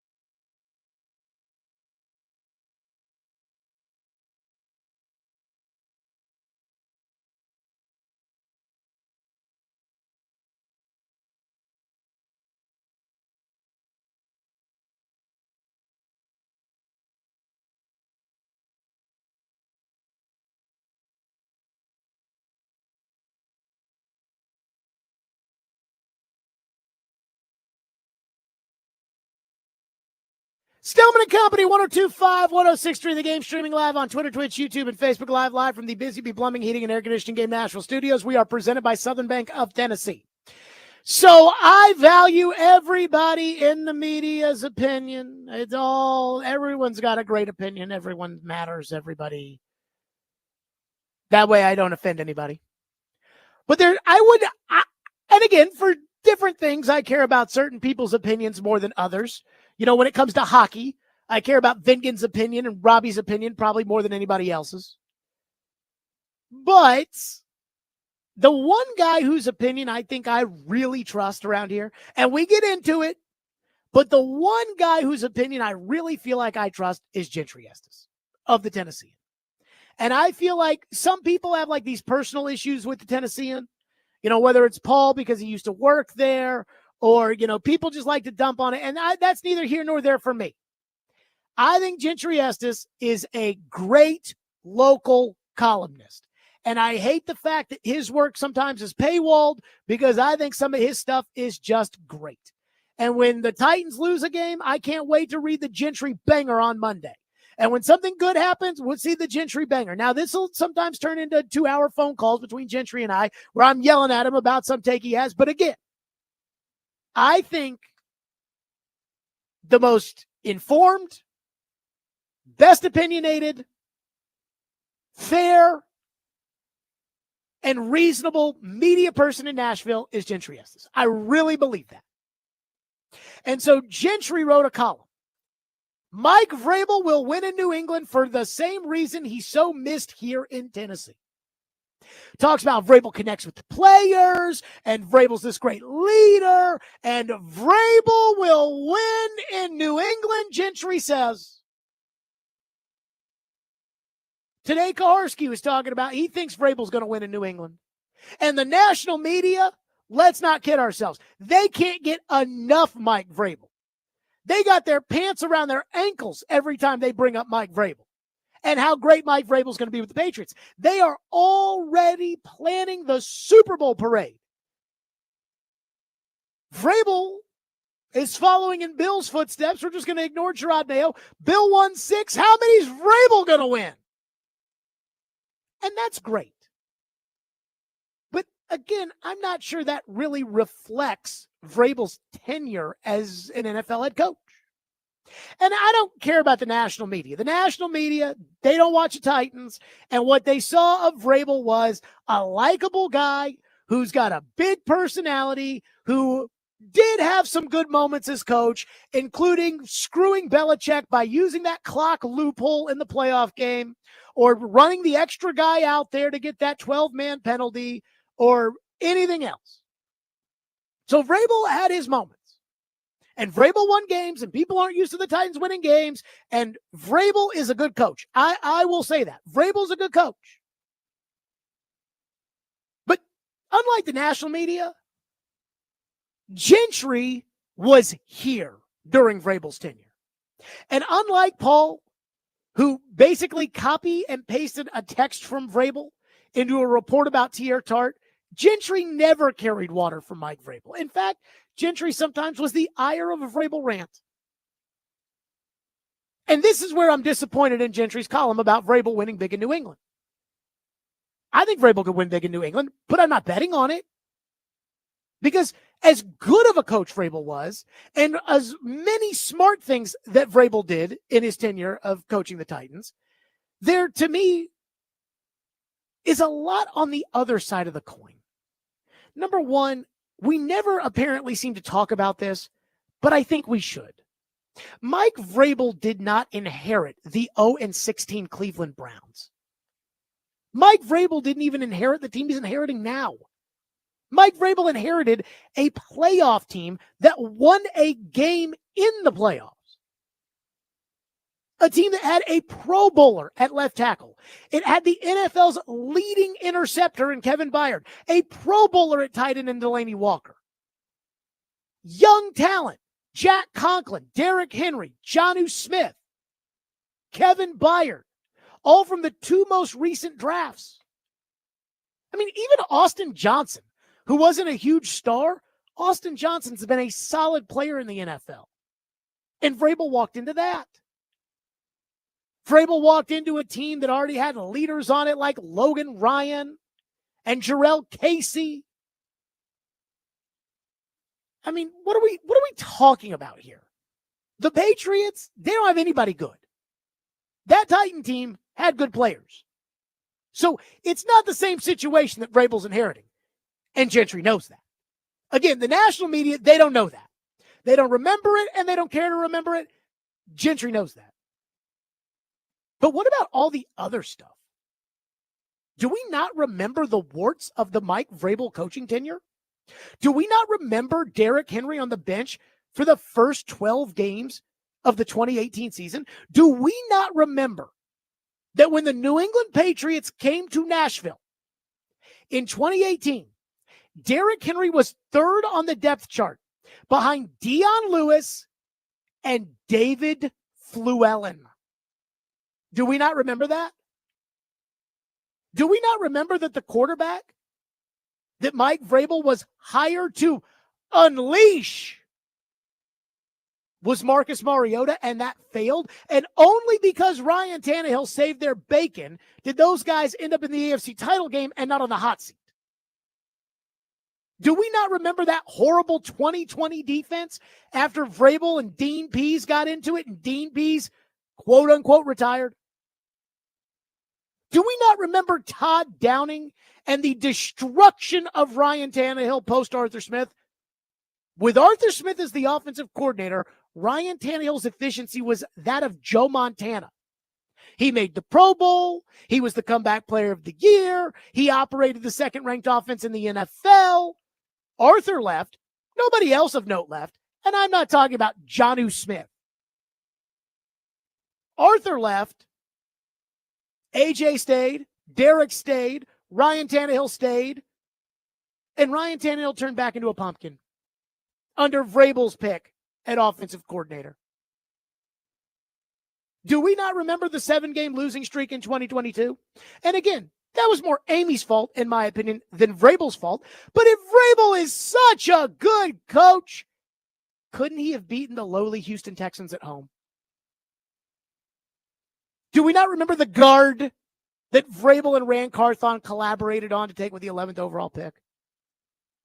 And what about Mike Vrabel's obsessions? The weird ones. The ones that almost felt like a sexual fetish that you wouldn't even tell your friends that you have, with Cody Hollister and Jonathan Joseph and Jeff Swaim and my favorite Aaron Brewer. Or how about the Vrabel special? For every great "I can't believe they beat the Texans with no tackles" win, there was always a Zach Wilson in the Jets. There was a Tyrod Taylor in the Texans. And in the end, there were more Vrabel special losses than there were Vrabel special wins. Mike Vrabel has never headed a personnel department before, ever. He's also never worked in one either. So now he's qualified because, well, he said so. He and Ryan Cowden, they're going to go save the Patriots, who have arguably the worst roster in the NFL. The Patriots were a Joe Milton win away from being the worst team in the league. Now, do I think it's going to be as bad as Gerard Mayo? No. Vrabel's a good coach. But he's never had final say on personnel before. He'll get that now. He had issues hiring coaches. That's a fact. To act like Mike Vrabel was Don Shula is ridiculous.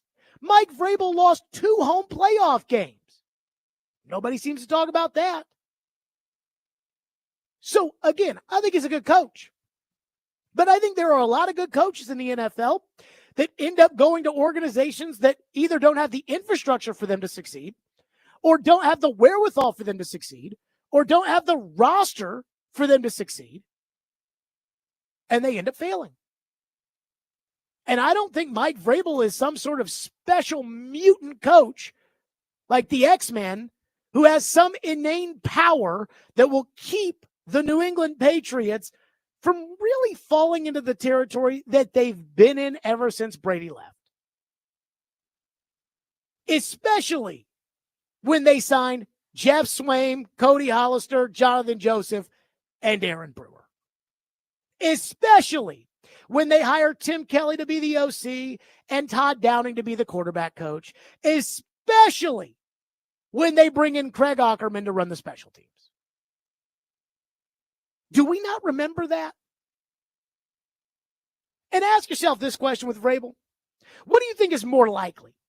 That Vrabel has reflected on his tenure in Tennessee and said, I could have done that better. I should have done that better. I should have been more willing to listen there. I could have changed here. Or do you think Vrabel looks back on his tenure in Tennessee and says, that owner is a dumb woman and I'm so much smarter than everybody else there? And you know the answer. So the national media and their obsession with Vrabel, I get it. He's cool. He's fun. He's funny. He was a good player. He's a good leader. He's a big man. Yay. But Gentry should know better. Because Gentry does remember Aaron Brewer. And he does remember Cody Hollister. And he does remember the 2020 defense. And he does remember Todd Downing's DUI. This assumption Vrabel's going to win? Come on now. 615-737-1025, which is our phone number, 615-737-1025. And then there's another assumption regarding Vrabel that I don't know how we get there. We'll get to that next. Stillman and Company, 1025 The Game.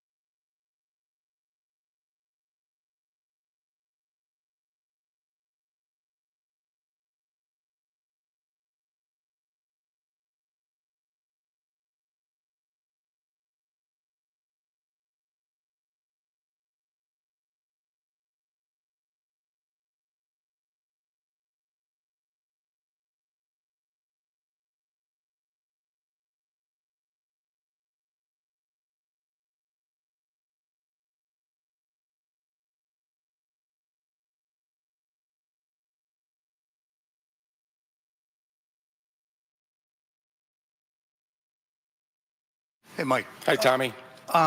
What is your plan for offensive and defensive coordinators? Is that solidified already? And if not, No. what's the process? No, that's far from solidified.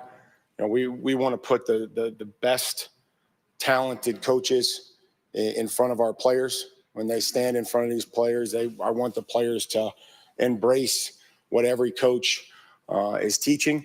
And I will tell you this, as long as I'm the head coach here, our coaches will have 3 simple jobs. And they sound simple, and they're probably not as simple as we want to make them be, but they want to teach, they want to develop, and they want to inspire our players by making a connection. We're going to make strong connections with our players so that we can coach them and we can push them. And, you know, I've really believed in this system, and I believe in having great teachers, great developers, and also coaches that will inspire our men by making a connection. That was Vrabel on the coaching staff. And let me say this. I am obsessed with who Vrabel ends up hiring on his coaching staff. Obsessed. I mean, Ian and I were talking about this before the hour. I mean, I'm happy Vrabel's with the Patriots because the Patriots are kind of in almost the exact same rock bottom spot the Titans are. Granted, they have a quarterback, but they're kind of in this nowheresville land. Their team sucks. They're turning over full control to Vrabel. Even though they're not saying it, they're saying it. They're turning over full control to Vrabel and Cowden, and now we're going to see if they're any good. And if they're 8-2 and Drake May's a superstar, then everybody here will know that Vrabel was right and Amy and Jared Stillman were wrong. And if Vrabel stinks just as bad as you do, then we'll be saying, oh, what happened to the great Mike Vrabel? And instead of just this pretending in your head, like, well, you know what would have happened. No, we get to see. And I am excited to see Vrabel's coaching staff. Is he going to hire real coaches or is he going to hire his buddies? My guess, his buddies. Phone line driven by WilsonCountyHunter.com. Indy Ben says, Vrabel will be inheriting a young, promising quarterback, and I'd bet on them with the pairing of Vrabel, who's proven he can be a good head coach, over May over Callahan, and likely Sanders or Ward. So let me say this. I like Drake May. I thought Drake May looked very impressive in the game that he played here. You know, that 4th down play where he ran around forever and then threw the ball to Ramadre Stevenson, who caught it in the end zone for the touchdown. But they lost. And it wasn't like, again, when they played the Titans, it wasn't like they were taking on Mahomes in Kansas City. They were taking on the worst team in the league with a backup quarterback. And they lost. And Drake May fumbled the ball, and Drake May threw 2 interceptions. And so there is a wide gap of where Drake May is right now and where he needs to be. And in order for the Patriots to turn this thing around and be successful in Mike Vrabel's tenure, they have to do it with Drake May at quarterback. Well, there are 2 things that under no circumstance would I allow Mike Vrabel to do or trust Mike Vrabel to do. I would not let Mike Vrabel date my daughter, and I would not let Mike Vrabel develop my young quarterback. Because those are 2 things, even though I think he's a good coach, even though I like Mike Vrabel, those are things that I just would not trust Mike Vrabel to do correctly.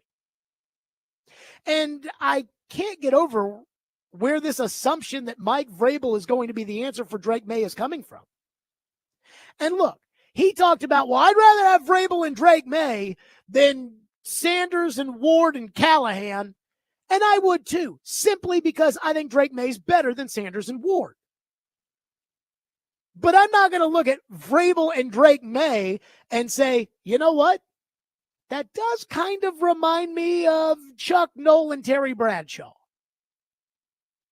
And just because Brian Callahan might not actually be able to coach, and Will Levis, we know, probably can't play quarterback in the NFL, that does not mean that the original theory the Titans had, which was to boot Mike Vrabel because he and his cronies can't develop the quarterback, wasn't rooted in Vrabel's inability to develop somebody at the time they thought was their future quarterback. I'll never forget when we did the mock draft simulations, and there were a couple where Drake May fell to the Titans at 7. We would talk about, what do you do if Drake May falls to the Titans at 7? And the amount of Titan fans this time last year that were like, why would you take Drake May? You've got Will Levis. Is basically that, we've seen a little promise here. He didn't win any games, but we've seen a little promise here and a little something there, is essentially where they are on Drake May. Drake May's not the guy. You don't know that yet. He might be. Joe Burrow wasn't the guy after year 1. Josh Allen wasn't the guy after year 1. But he's not doing what Jaden Daniels is doing. And there is a big difference. Let's go to Trey, who's up next here on our program. Trey, thank you for calling and waiting. Go ahead. Hey, buddy. Hey, I want to ask you, who you think is better, Drake May right now in their career, Sanders or Ward? Who would you take? Drake May. You would take Drake May? Okay, yeah, that's what I was thinking. Okay, buddy. I mean, I think it's like, again, as a draft prospect, Trey, thank you. As a draft prospect, and sometimes I think we kind of, when we know the in story of somebody's career, we think of, okay, when I talk about them as a draft prospect, that's what I'm talking about. That's not the case. Marcus Mariota was an elite draft prospect. He was 6'5". He was 215 pounds. He ran like the wind. He won the Heisman Trophy. He was a very accurate passer. Marcus Mariota was an elite draft prospect. He ended up not being a good NFL player. Drake May was an elite draft prospect. Size, arm talent, ability. He checked the boxes. In a lot of drafts, Drake May would go 1-1. These guys are more, and I read this in The Athletic from talent evaluators around the league,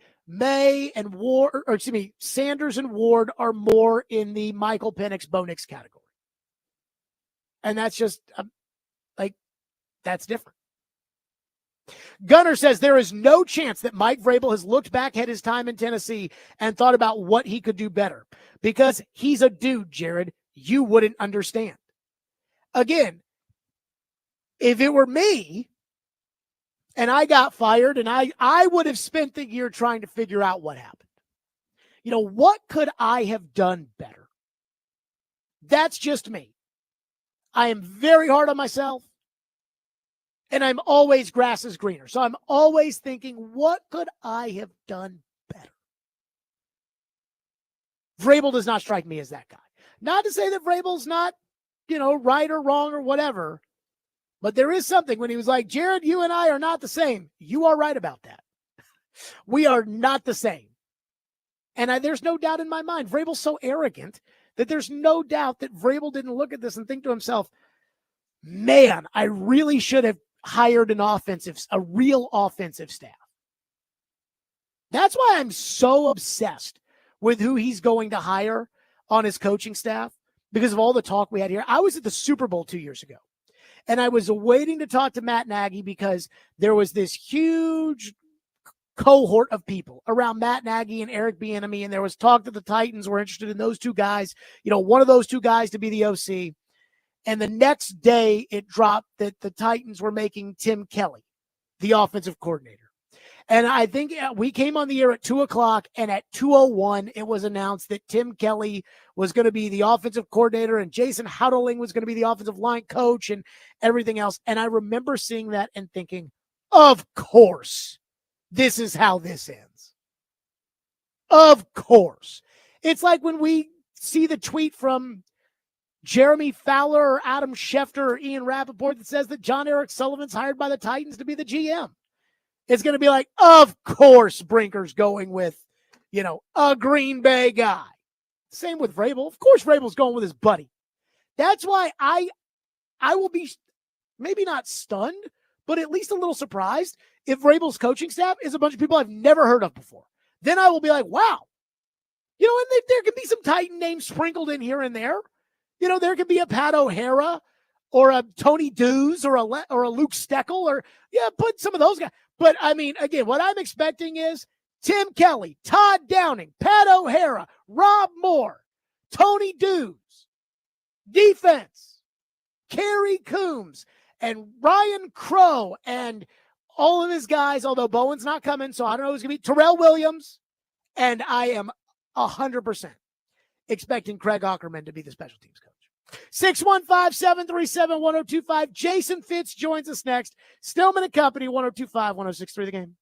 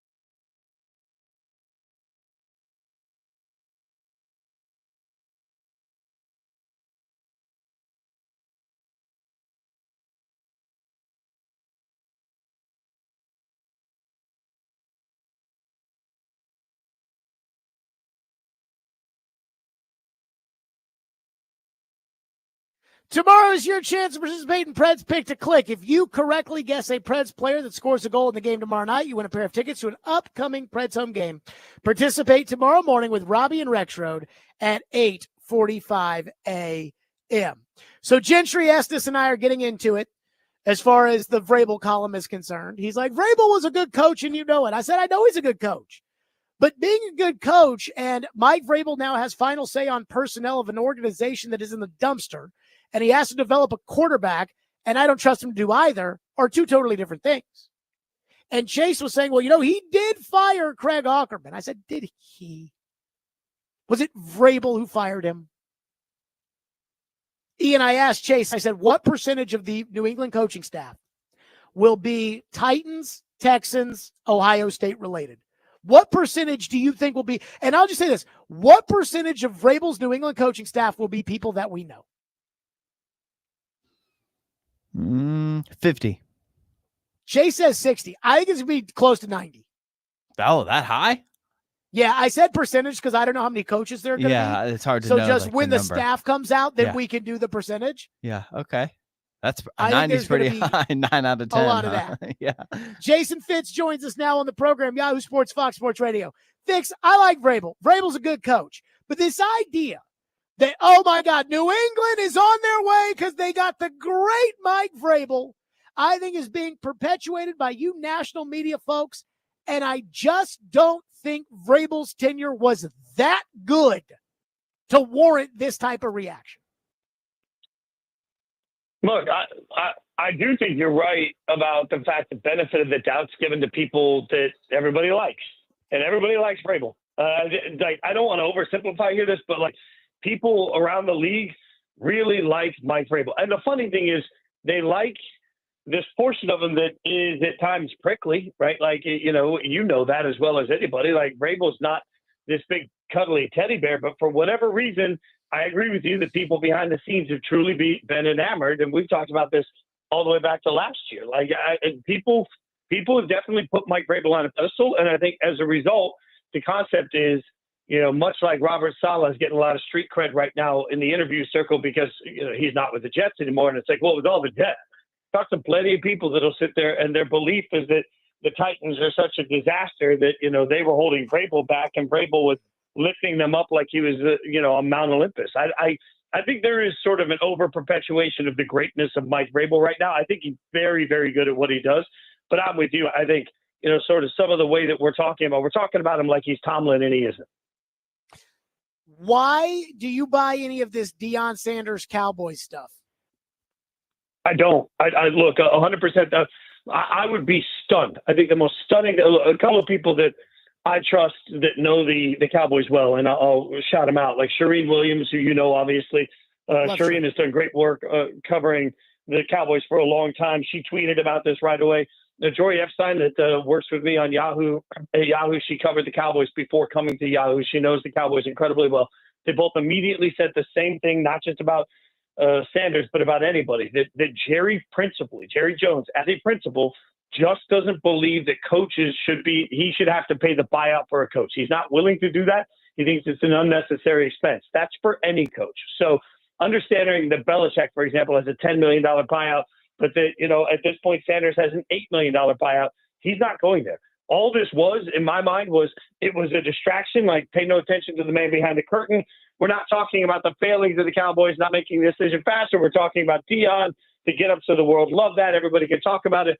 And Deion now can go to recruits and say, see, I'm not going anywhere, man. Like, I love you guys so much. I turned down the Cowboys. Like, it works for everybody involved. I think there is a 0% chance that Deion Sanders is in any way the head coach of the Dallas Cowboys next year. 0. Jason Fitz is our guest on the program. Did Sam Darnold's playoff performance change his future and the future of quarterbackless teams that may get an option added to the list? So here's what's interesting. I love the way you phrased that.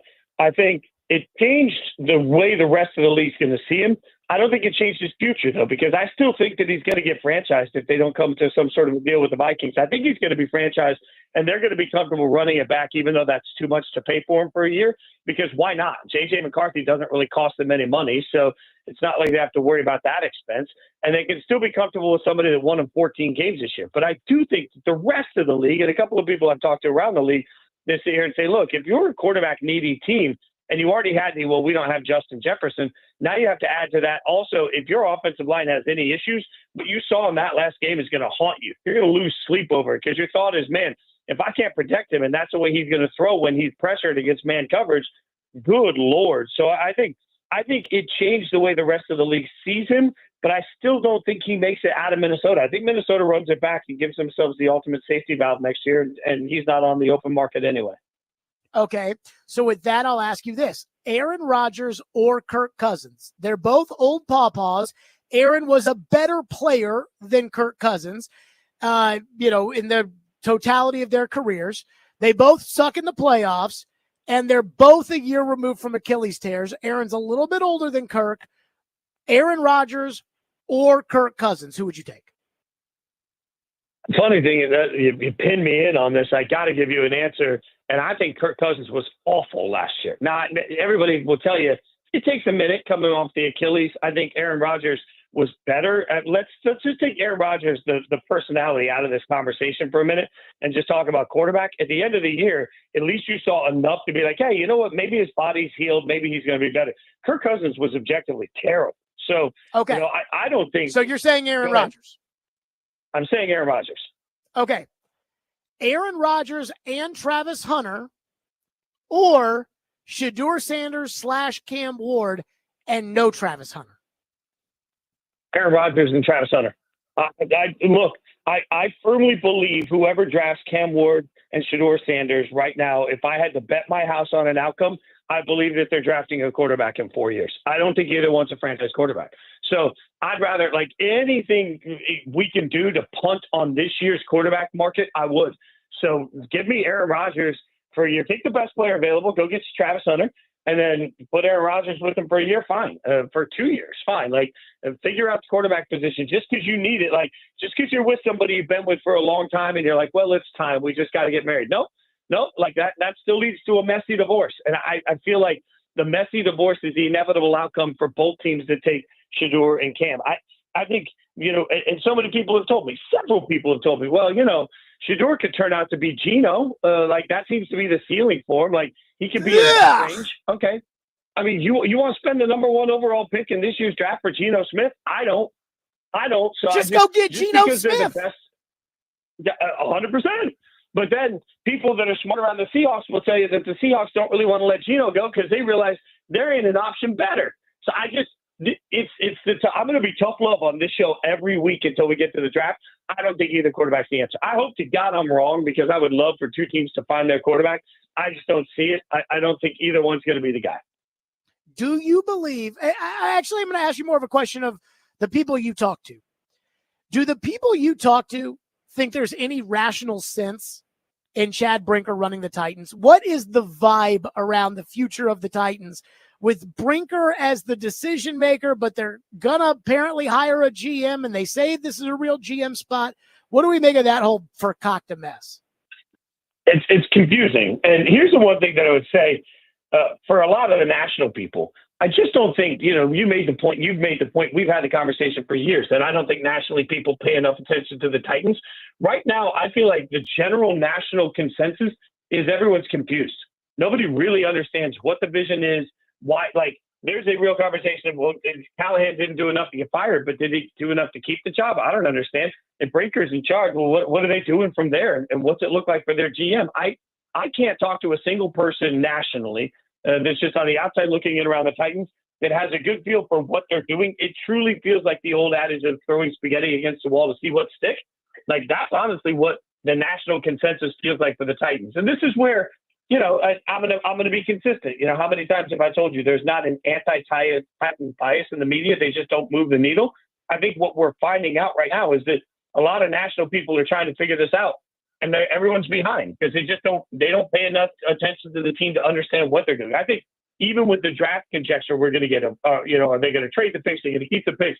I think everybody's just flat out guessing when it comes to the Titans because nobody nationally right now has a real sense for the organization or is plugged in well enough to get the sense of what they need. Where does Mike McCarthy end up, and who does Dallas end up hiring? Wait, Mike McCarthy's he's going to get a job somewhere, and I think it's going to be a home run. I made this point earlier. Let's just acknowledge the fact that he's won just over 60% of his games with a 500 record in the playoffs in his career. That's better than Andy Reid was at Philadelphia. So I'm not saying he's going to turn out to be Andy Reid. I think that's a big stretch for anybody. But that's better than Andy Reid was at Philadelphia. So if you're a team like the Bears that needs somebody to come in and sort of raise the floor of your organization, I think Mike can do that. I think he's a good hire. I think he ends up with New Orleans. He's got some familiarity there, but also he goes to a place where he's at least got a little bit of it's a dumpster fire of a situation. So maybe they think he can turn it around quickly. The Cowboys going to go with Kellen Moore. Everybody I've talked to continues to say Jerry wants to be with somebody he's comfortable with. He did not want to let Kellen Moore out the building years ago. He wants to get him back in the building. I think Kellen Moore is going to be the next head coach of the Dallas Cowboys. There you go. Right there. Great stuff. As always, Jason Fitz, Yahoo Sports Radio Yahoo Sports and Fox Sports Radio. As always, joining us on the program. Fitz, great stuff. Appreciate you, brother. Have a great week. Yep. Jason Fitz joining us on the program. Okay. I have to get on my soapbox. I need a second to get on my soapbox. You're probably thinking, Jared, this is 4 hours of your soapbox. But when it comes to the Titans, I feel like it's something that we're equally emotionally invested in. This is not the same level of emotional investment for you. And I'm not exactly sure why it's such a strong emotional investment for me. But there is one thing about this NFL that I truly, truly, truly believe. And we'll get to that next. Stillman & Company, 102.5 The Game.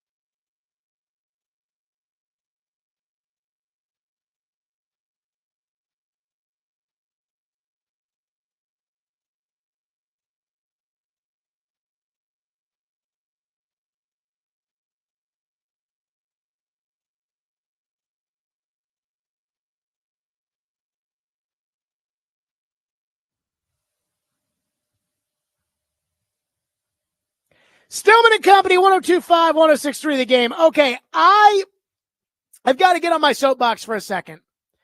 And I don't know how much you care about this, but I do. And that is today I saw, the NFL, and I actually appreciate this, but the NFL makes you announce when you've interviewed somebody for a job.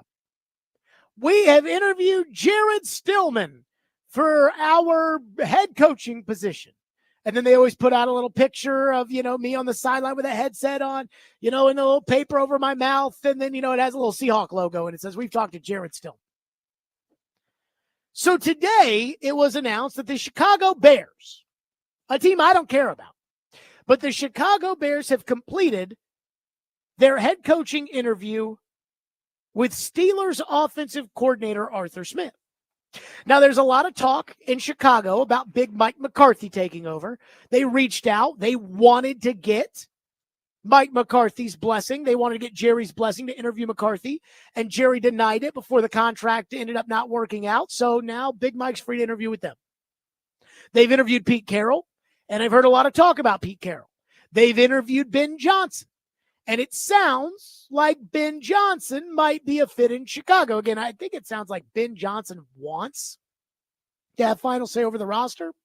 And I don't know if they'll give him that or not give him that with Ryan Poles and Kevin Warren. And Kevin Warren's a dope, just like Chad Brinker. So, at least there's dysfunction in other places.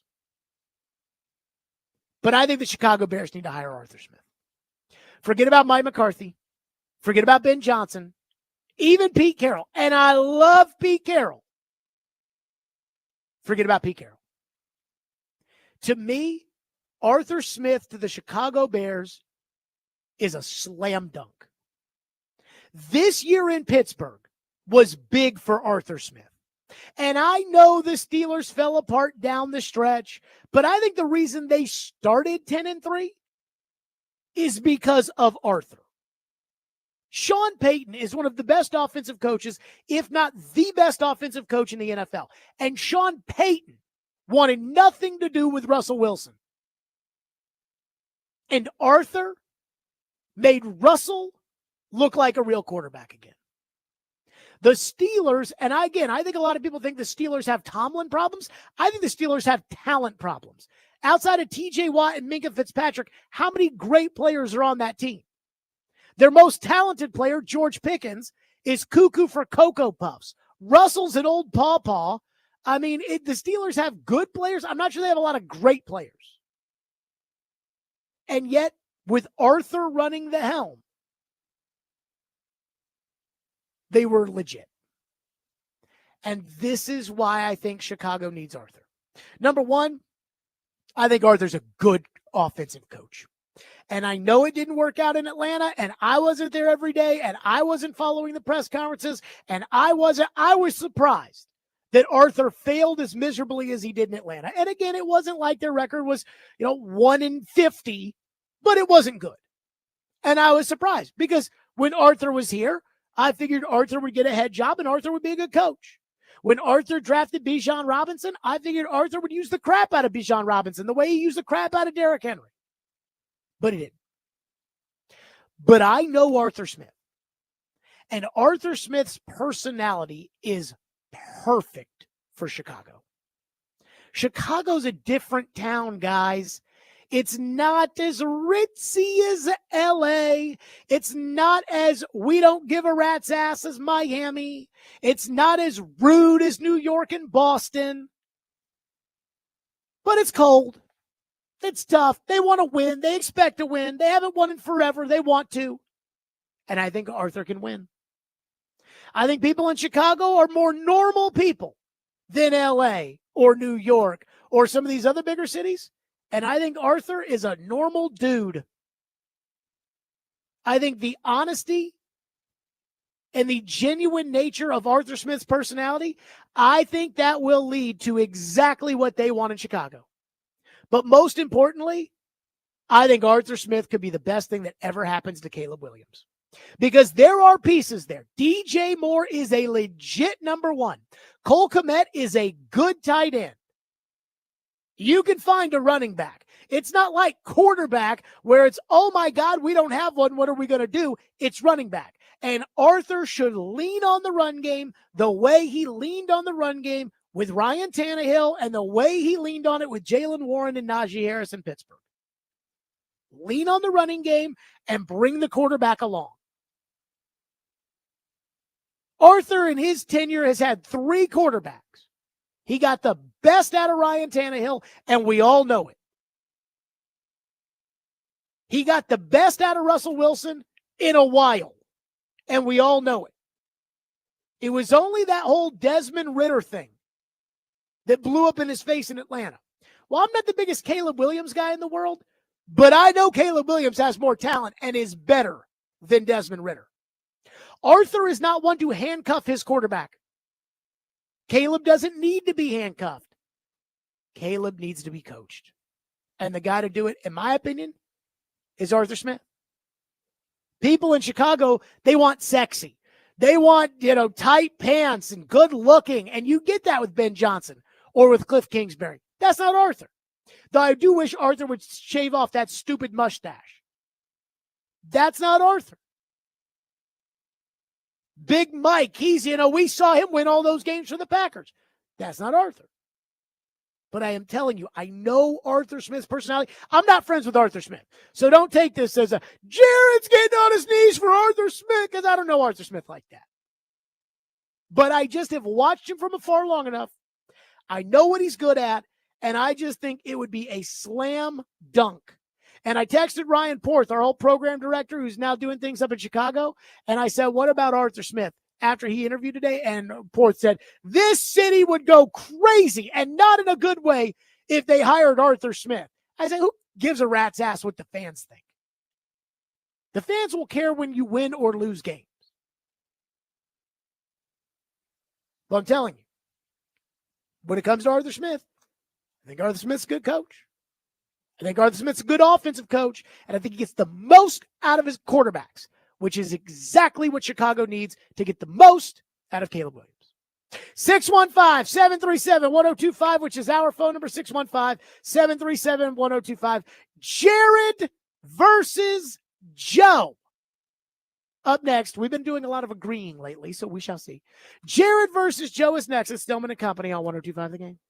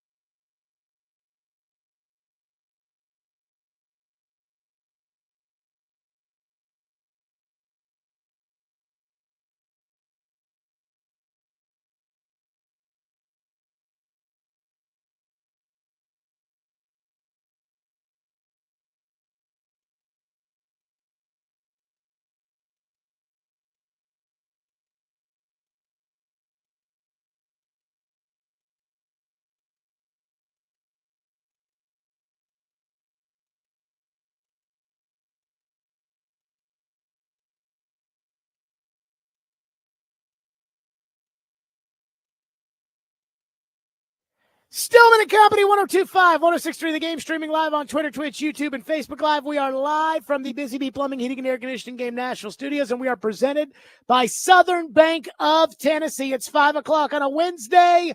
You know what that means. Caroline Fenton is here today. Hello, Caroline. Hello, how we doing? Outstanding. Just outstanding. And we should talk about your thoughts on the Kendrick and, who's he beefing with? Drake.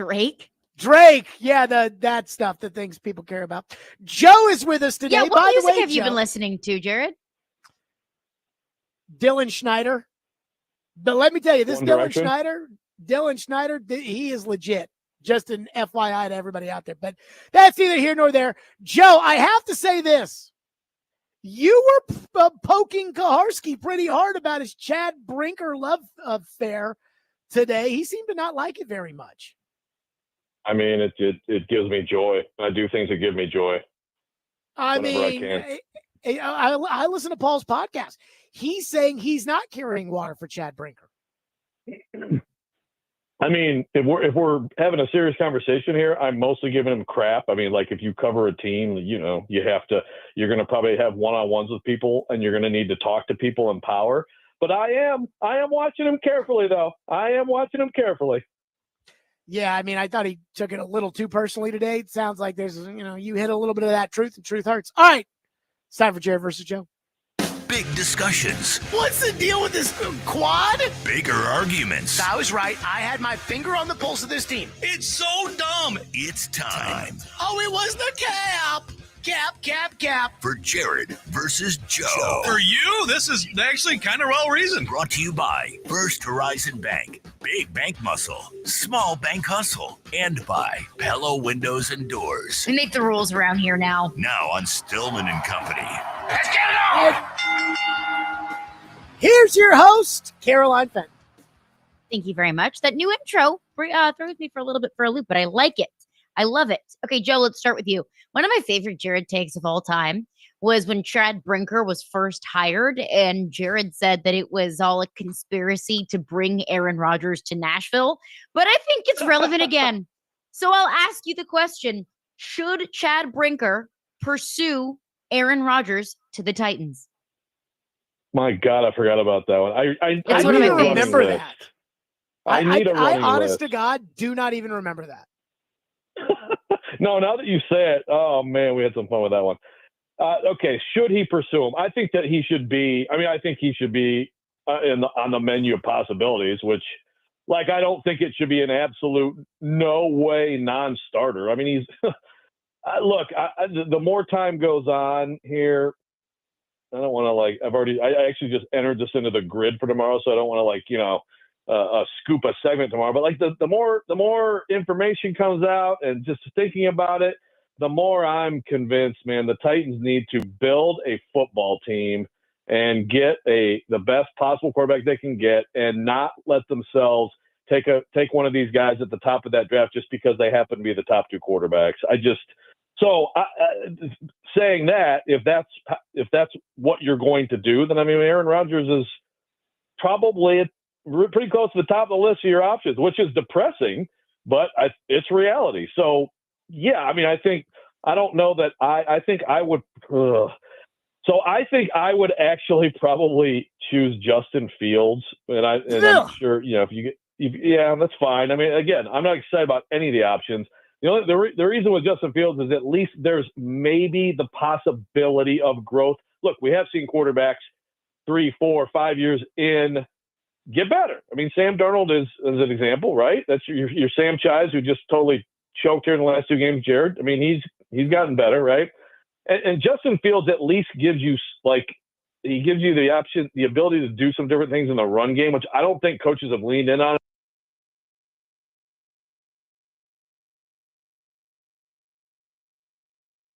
A huge difference in terms of the positive effect he'd have in the locker room versus whatever Rodgers might do. But in both cases, Cousins has to have a perfect pocket or he's just crumbling.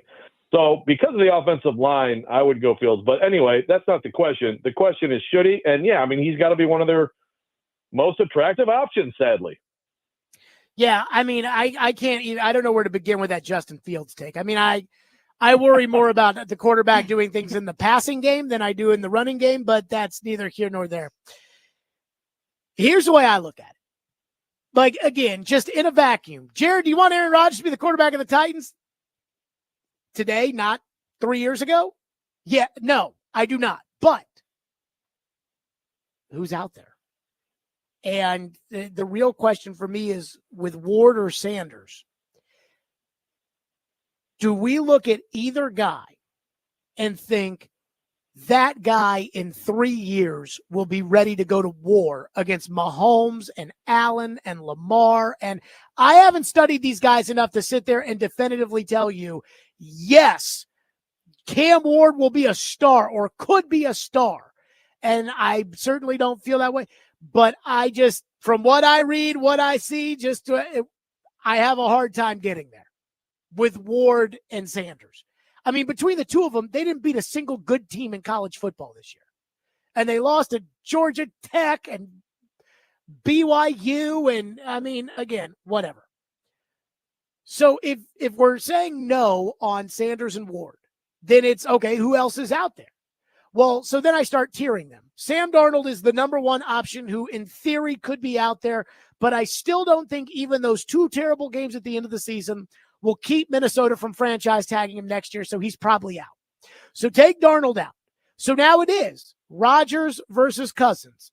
They're both old pawpaws. They're both a year removed from an Achilles injury. One guy's a total a-hole. The other guy isn't. But Aaron Rodgers is a better player than Kirk Cousins, and Aaron Rodgers had a better 2024 season than Kirk Cousins, so I would go Aaron over Cousins. So then for me, there are two choices here. Aaron / Travis Hunter or Shedeur or Cam Ward and no Travis Hunter. And I want the best player in the draft. I think that's Travis Hunter. I would put him at wide receiver. And I am going Aaron and Travis Hunter over what I know right now of Ward and Sanders. That's what I would do. Real quick, that's all fine. Real quick rebuttal to you on Fields, which, again, I'm not excited about, but you are a huge Arthur Smith guy, right? Didn't you just say that? I think Chicago should hire Arthur Smith. Okay. Well, if you believe in Arthur Smith and trust in Arthur Smith, reportedly, he never wanted Russell Wilson on the field this year. He wanted Justin Fields all year long because he thought he was better. So take that for what it's worth. I think Russell Wilson played better than Fields, by the way, for the first few games. And then at the end, he did not. He didn't play well. But that's just to point that out. Arthur Smith saw something in him. I mean, everybody I will sees just something say this in him. It's about just a matter Fields. of I will just say this about Fields. He's a 61% passer for his career, and he's 14-30 as a starter. Yeah, I mean, you use record way too much in evaluating quarterbacks. He's been with the freaking Bears, okay? The Bears, one of the worst organizations right now in the NFL. In fairness, though, the guy that I would take a flyer on, that I would take a chance on, would be Mac Jones. That would be the guy I would give a second chance to before Fields, because I think he's a more accurate passer than Fields. And because Mac Jones kicked that ass this year when he played the Titans. But again, oh my God, I would go Aaron Rodgers and Travis Hunter over Shedeur and Ward and no Travis Hunter. And I'd go Mac Jones and Travis Hunter over Shedeur and Ward and no Travis Hunter. You would take Mac Jones over Shedeur Sanders? Mac and Travis Hunter. I know, but you're still taking Mac Jones over Shedeur Sanders. With Travis Hunter. Yes, but still. Just like I'm not interested in Sam Darnold throwing the ball to nobody. But when he throws the ball to DJ Moore and Justin Jefferson, he's pretty good. I think the fact that Jared introduced Mac Jones at all is quite something. You want a guy who's Congrats, like 14-30. I want a guy who's 20 and 29. Mac Jones has been to the Pro Bowl. Yeah, let's talk about their records. Okay. Yeah, okay, but the Pro Bowl. Mac Jones went to the Pro Bowl de facto because nobody else wanted to go. Jared? Justin Fields didn't get to go that year.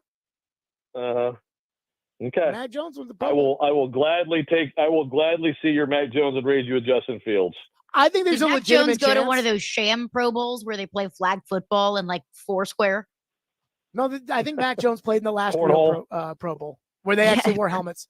But Hopscotch. let me say this again, and I didn't evaluate, that quarterback class coming out, the way I did, like with the one that the Titans picked Levison. In the film room? I do wonder, again, if you were just to take the grades, what was Mac Jones' grade coming out, and what are these two guys' grades coming out? And I wonder if Mac had a higher grade coming out. Yeah, the good thing is what happens is guys get in the NFL, and then we watch them play, and then that crap doesn't matter anymore. I know, why but these Mac guys are all Jones was wrong good, and all they the made time. the playoffs that first year, and then Belichick put a defensive coordinator in charge. Maybe he's your next star. He's your next Sam Chise. Well, I got to tell you, I said last year I would die on the Sam Darnold hill, and I feel rather vindicated by Sam Darnold. A little bit de-vindicated lately, but yeah. Overall. Well, he's going to get I'll give you franchise tag credit for for that $50 one. million, and he won 14 games. Caroline, what's next? I would still take Sam Darnold over Mac Jones. I didn't say I would take Mac Jones over Sam Darnold. I know. All right, second question, Jared, you go first. Should we really care about the Titans GM search? Like, should we really care about who they hire? No. I tried. And the Titans are selling this narrative like this is a very coveted GM job. And this is a really good GM job. And they're saying it without saying it, that Chad Brinker is not going to micromanage the GM. The GM is going to be like a GM. It just, if there's any issue, they go to Chad with it. It's kind of the sense that it sounds like the Titans are presenting. And then when they got to the second round of interviews and not one person in the second round had a shred of general manager experience, and it all looks like a sham anyways, because it looks like they're going to hire the guy from the Packers so that Brinker can have his Packer buddies in there. It feels more like Chad Brinker's the real general manager of the Titans. And so when they pick Shedeur Sanders, number one, or when they don't pick Shedeur Sanders, that's a Chad Brinker decision. And I can't get over this idea of, well, in most organizations, the owner is the person that has final say. And the owner, defers to their football people most of the time, but the owner's involved in big decisions. Amy's still going to be in that capacity as the owner. Brinker is not going to do what these owners do, which is, okay, guys, I'm going on my yacht. I'll see you, and I'll be back on draft night. Brinker's not doing that. So, again, this is really an assistant GM position because Brinker's the GM. And if Brinker's not the GM, then what is Brinker doing during the day? And Brinker says he watches 4 hours of film a day. If you're the decision maker, no, it's a sham. Yeah, I can't get too excited about this assistant to the regional manager hire. If it were, I guess in retrospect, if they were to hire, if they hired like the Kansas City guy or even like Ian Cunningham or something, I'd be at least raise an eyebrow and say, okay, well, that's interesting. And why did they get that guy? And maybe that's a little bit more autonomy in this position than I think. But no, Brinker, this is all on Brinker. If it goes well from here, Brinker credit. If it goes poorly from here, Brinker blame. That's how everybody should look at it. This person is essentially just the top go-getter scout, head of the scouts for the real GM. So it's important. It's important that this person does a good job. But like when they hire this person, I can't get too excited about it. And like sometimes you'll have like when Rand got hired, even though they wouldn't be open with us about exactly how the decision making was going down, it's still like, okay, this guy's from San Fran. He was in LA before. Like what are some of the philosophies and things like that? Like what does this guy believe in? Like you're looking at him like he's the GM. This hire is just like, even if it doesn't turn out to be Brinker's buddy, to me it's just like, okay, so this person's coming in to help Chad. I don't even know what the point of not naming Brinker the GM is at this point, other than the fact that I guess it's technically a demotion from president. But he is the GM. But the Titans say he's not the GM. Well, also, but that's Not the in thing. title. But they can't make him the GM though. They can't just make him the GM, right? Because they'd have to interview him for the Rooney Rule. Right. Okay, but then they've apparently told the NFL that this is going to be the chief football post. And the NFL believed it. So if you're a Titans fan who wants to believe that this assistant to the regional manager is actually Michael Scott, you can believe it. I just don't. I here's my thing with the Titans. And I'm not going to name names on this, but I feel like the Titans tell whoever they're talking to, whatever it is the person they're talking to wants to hear. So the NFL wants to hear that this is not a sham GM search, so they tell the NFL that. That's my theory on the Titans. That must be pretty convincing. I mean, how? But the isn't NFL it so calls. easy to see through that? Right. Well, so Joe's like, they have to be convinced. The NFL calls and says, hey, this looks like a duck and it quacks like a duck. The Titans say, we promise it's not a duck. What does the NFL say to that? Like, it's not like the NFL, there's not like there's phone records of Brinker saying, no, I'm actually the GM now. I mean, supposedly, according to your colleague, Diana Rossini, Joe, Brinker was running the show last year. Who else was it that said Brinker was doing everything last year? Somebody else came out and said that. I mean, again, I was told. When Charles was going to visit last year, Rand, someone said, well, why are you visiting Rand? You should be visiting Charles, or you should be visiting Chad. And then the impression that was given to me, again, this isn't the impression I necessarily believed, but this was the impression that was given to me, was no. Rand did all the decision-making with the football team, and Chad was, too busy deciding whether or not we should switch from dial-up to DSL. I mean, the answer to your question in the NFL is obviously they didn't launch an investigation. It was like, it was a phone call. So clearly they don't care too much about how these situations turn out in terms of who has final say. I think the NFL called and said, hey, is Brinker really the GM or are you hiring a real GM? And they said, we promise we're hiring a real GM. And they said, okay. I mean, there's no way to enforce it.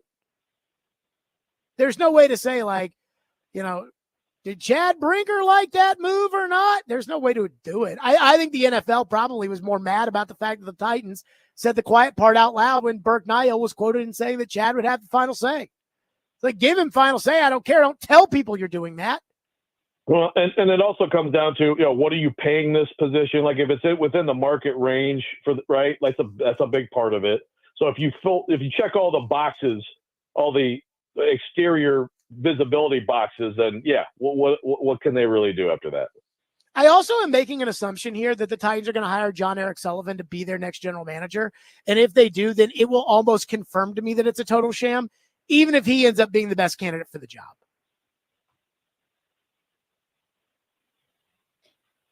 I can't disagree. We're agreeing too much. More Jared versus Joe next. Stillman and Company, 102.5 The Game.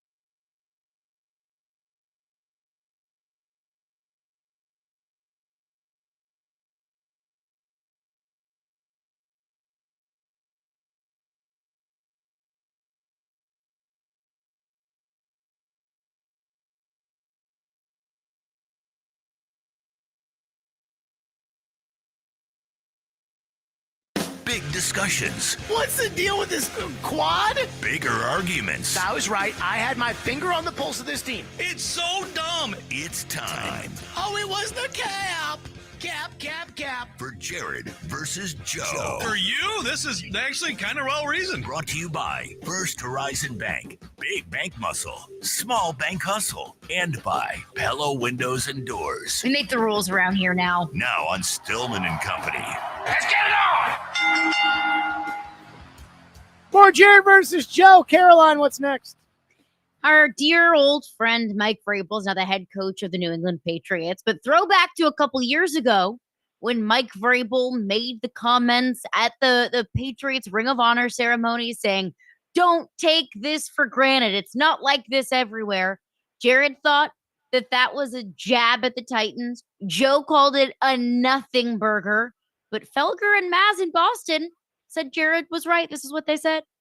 When Mike Vrabel came up here for that Hall of Fame thing and said, be appreciative of what you have here. It isn't like this everywhere else. Don't take it for granted. Stillman went on the air in Tennessee and said he's clearly calling out the Titans and clearly calling out Amy Strunk and the Titans ownership.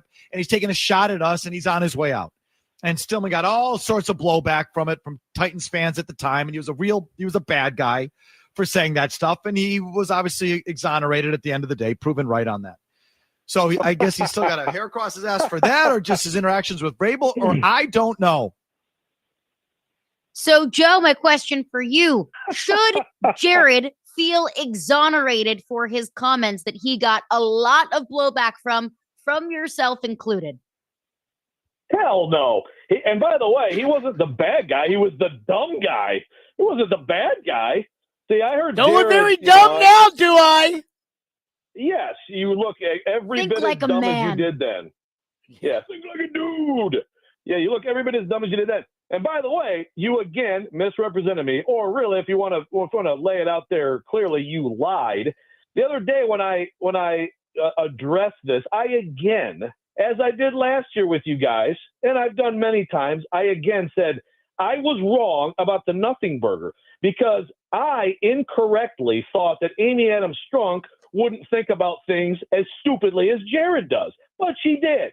And she took that comment, which was about the Patriots and about how great the Patriots are on the day he got put into the Hall of Fame, and took offense to it. So I was absolutely wrong. There was a nothing burger because of her reaction. In terms of Vrabel's intent, I mean, this really is like an intelligence test. Like, draw the line in the sand. You think that guy who at that point, did not want to get fired, was not trying to take a shot at his billionaire boss who was still paying him millions. If you think he was, I can't help you. And I don't even think Jared actually thinks that. I just think he likes to say, he's at the Patriots. I don't know. It kind of looks fishy, right? I think I'm exonerated. I think if you really dug down, Jared, you would admit that you don't think he actually was trying to do that. Okay, so let me speak for myself as opposed to you speaking for what you think I believe. Well, I just heard what you said the other day, and you lied about me. I believe that Mike Vrabel took a passive-aggressive shot at the Titans. That those comments at that time. Passive-aggressive now. Okay. Well, that's what Vrabel is. Vrabel is passive-aggressive. That's how Vrabel does things. He's not even passive. He's just aggressive. No, yeah, I mean, you were saying, though, intentionally, though, like he wanted to throw a little jab at Amy. Yes, because Mike Vrabel cannot help himself. That's why. Like, even if you go back to the real blowback, Mike Vrabel's a freaking idiot. The real blowback was not from the fans. The real blowback was from Vrabel. And, when Vrabel, had launched into his 2-minute thing where he talked about, all the word salad about championships and coaches and Robert Kraft and everything else. And then was like, Jared, you'll never think like me. You and I are not alike. Think like a man, think like a dude, think like an athlete. Ha, ha, ha. He did that because he couldn't not do that. Brian Callahan doesn't do stuff like that. Now, again, I'm not sure if Brian Callahan's a good coach, but Brian Callahan does not do stuff like that because he can control himself. Vrabel cannot help himself. Just like when he said 7 minutes after Rand chastised the media for asking questions about Tajay Spears' knee. Vrabel said, if the NFL draft is the best night of your life, you probably didn't have a very good career. Because Mike Vrabel couldn't not say it. He can't Right, help but see, himself sometimes. So real quick, though, you're giving examples of Vrabel in the moment, and I agree with you, in the moment being like, and he lashes out. No question. But this was his speech on the day he got put into the Patriots Hall of Fame. What did you think? Did you see the 2 teleprompters on the side or something? You think this was like a acceptance speech for the Democratic nomination? It was a speech. Yeah. Mike Vrabel was winging it, and that's why he couldn't help himself. And then the second thing is this. The second thing is this with Vrabel. Because I was talking to my buddies in Boston about this the other day. They are unfamiliar with Vrabelese. And Caroline, I feel like you and I are probably the 2 most fluent people in Vrabelese. Why would you be the 2 most fluent people? Because we spent the most time talking about it.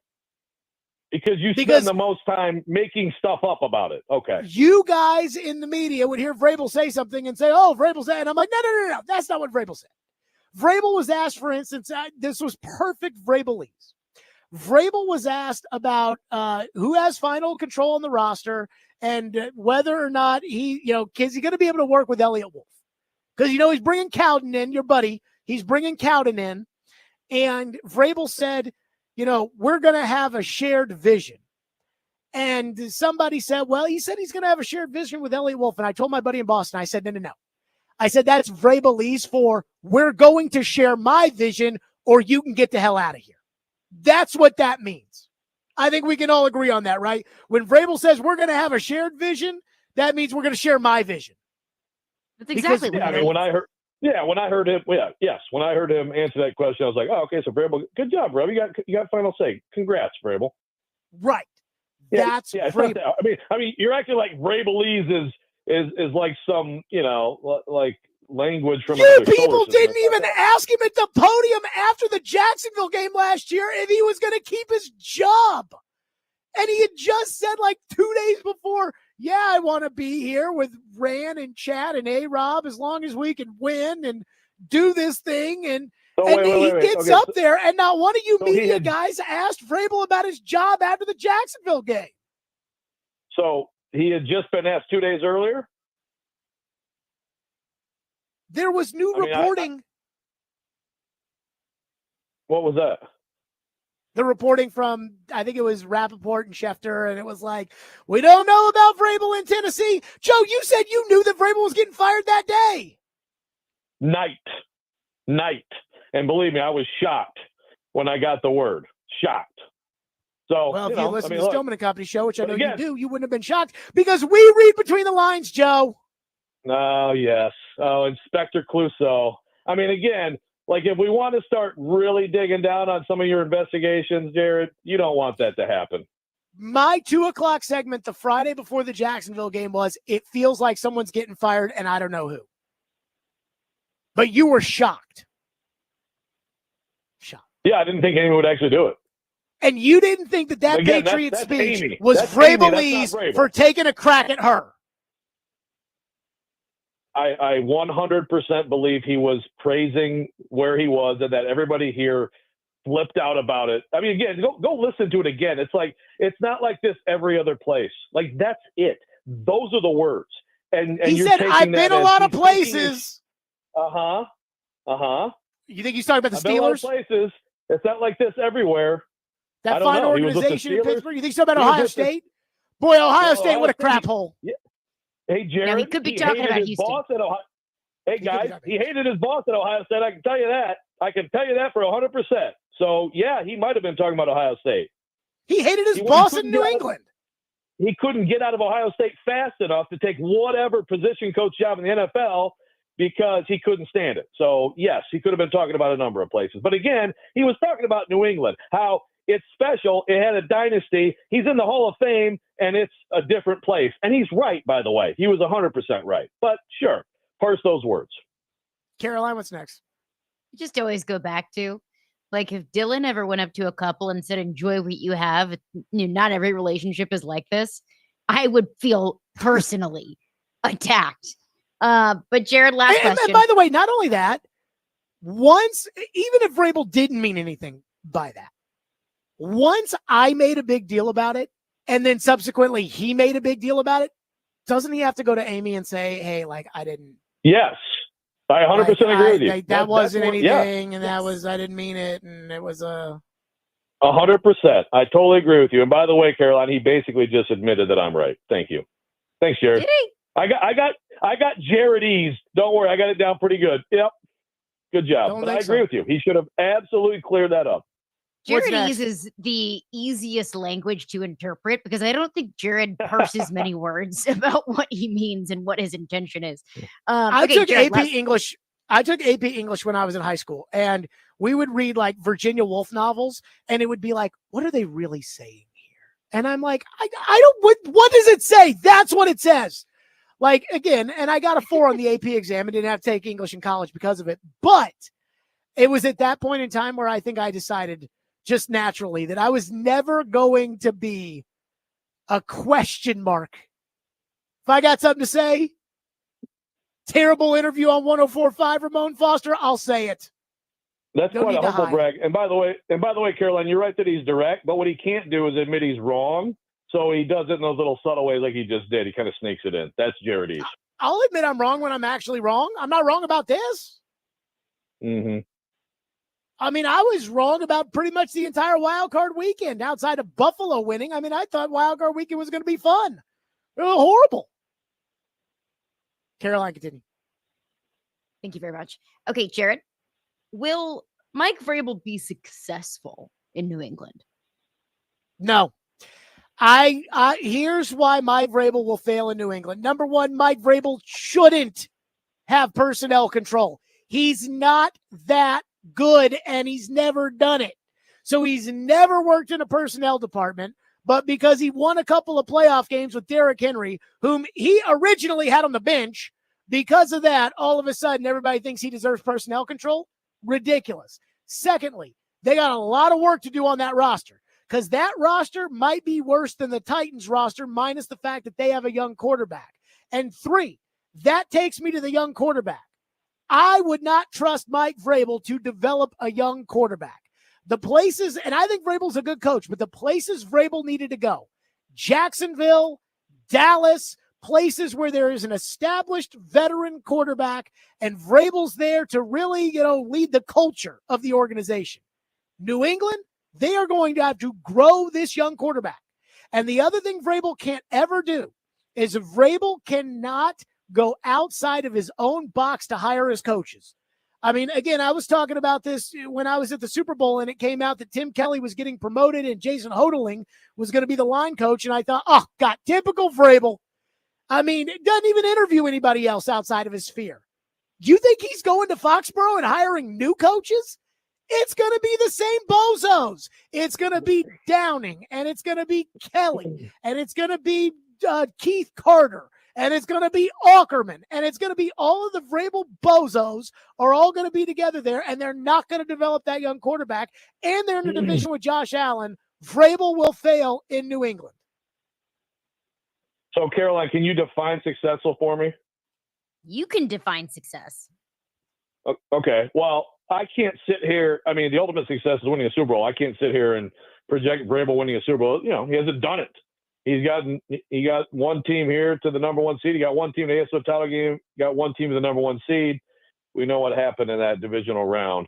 Will he be successful? Will he be a winning coach in New England? I will say yes.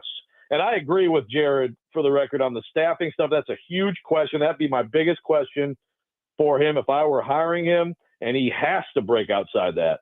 And I will tell you that the ultimate mic drop possibility is coming here potentially for Ryan Day.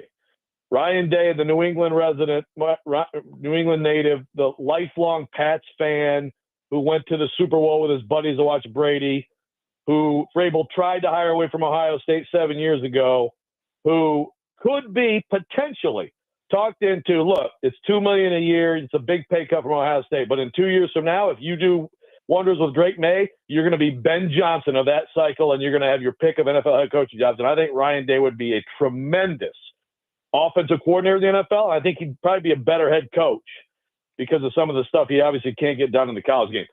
That is what Vrabel should do. And if that's what he does, if he can pull that off, then I feel a lot better. But I do wonder. You know who we should hire for defensive coordinator, Joe? Like, if he ends up getting Ryan Day on the offensive side of the ball, you know who we should hire for defensive coordinator? Kerry Coombs.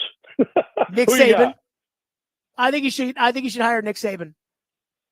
Okay. I mean, could Vrabel go to Saban and say, I know you're doing College Game Day, and I know you walked away from Alabama, but what about defensive coordinator in the NFL, Nick?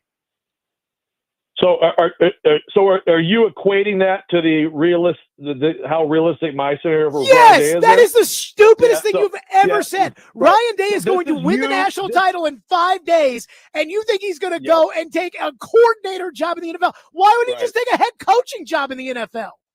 Well, he might, but let me tell you something. This is you not understanding the situation in Ohio State, where 3 years ago, everyone who covered him was like, this guy can't handle anymore. His kids are in hell at school. He lost. That was after losing a second game to Michigan. It's awful. He's about to leave this job. Bruce Feldman wrote 3 weeks ago, if Ryan Day leaves, it's because he's leaving on his own accord. It's not because he's getting fired. So you laughing that off just shows me that you're not informed on the situation. I agree. He might be able to get a head coaching job. But to if be a I coordinator, were Vrabel, I'm saying Vrabel, if I were Vrabel, I could. What's that? To be a coordinator for Vrabel, the biggest a-hole in the league? Well, again, it comes down to, do you believe in Drake May, and do you want to be an NFL head coach? Because if you go there and win, and Drake May turns into a great quarterback when you're the OC, you will be coveted. You will be Ben Johnson right now, your pick of jobs. So, I'm not saying it's going to happen. I assume Ryan Day is going to stay there. I mean, a lot of people are happier with him now, but it's been hell for him. And I've always thought that he would translate really well to the NFL. To the Vrabel question, though, the staff hires are huge. I think all the culture stuff, he will get them to a certain level. So success, I think he's good enough with, with personnel. He's good with players. They're going to find the margins. They're going to find the little things to win games. They're going to do a lot of the stuff they did here. The Vrabel special will be okay, Joe, that's enough. We got it. It was here. But so Caroline, who wins? He'll win. So I don't think Mike Vrabel's going to be successful in New England.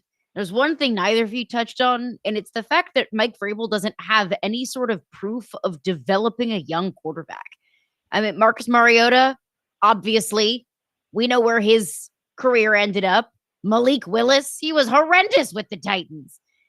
I don't know why someone would think all of a sudden Mike Vrabel, not an offensive guru, is going to take over the New England Patriots, and Drake May is all of a sudden going to be some sort of league MVP. So offensive hire is key. Offensive hire is everything. But what about Vrabel's track record of hiring offensive coordinators makes you encourage that he's going to make the right hire? Tim Kelly, baby. Do you give him credit for Arthur Smith or no? No. Okay. Well, why don't you give him credit for Arthur Smith? Because the only reason he hired Arthur was because of Matt LaFleur, whom he hated, was trying to take Arthur to Green Bay. So he promoted Arthur because that way Arthur wouldn't go to Green Bay.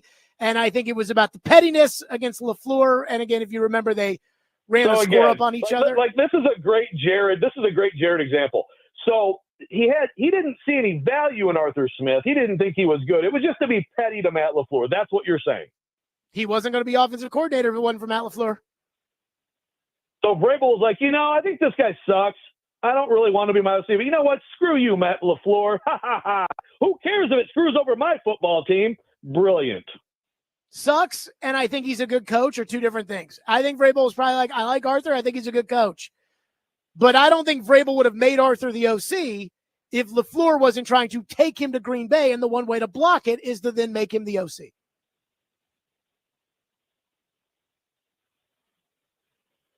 Caroline, who wins? Sorry, Caroline, go ahead. Jared wins this week because I don't think that Mike Vrabel is going to be successful in New England. And also because although, Joe, you have said that you were wrong on the comments being a nothing burger, it feels even more wrong now that Mike Vrabel is now the head coach in New England. All right. I think I've won Hilarious. like 3 in a row.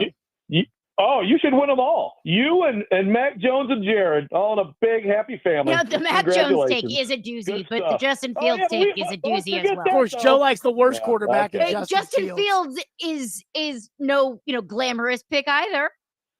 Yeah, okay. Stillman and Company, we are to your phones next. 1025 The Game.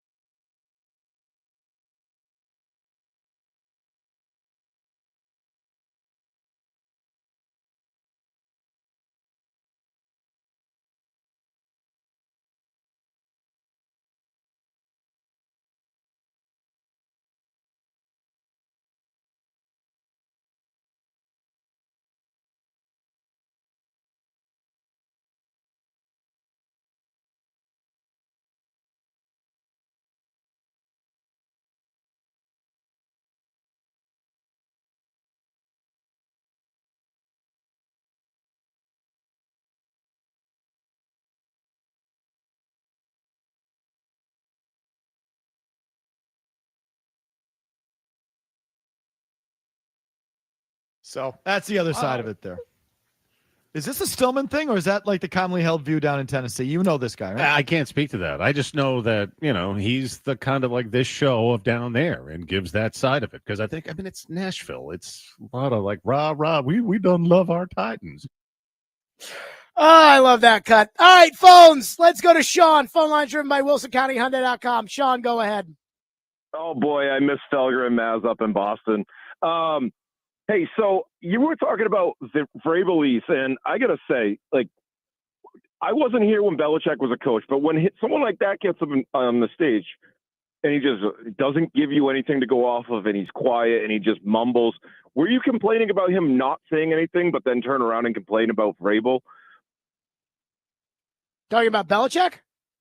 Yeah, like if a coach gets up there and doesn't say anything, do you complain about that, but then Vrabel gets up there and actually talks? But I don't know if you actually understand Vrabel, because I call in and you don't understand, you don't listen to half the stuff I say. So if you're talking about Vrabel and him saying this and that, like, I don't know. I just.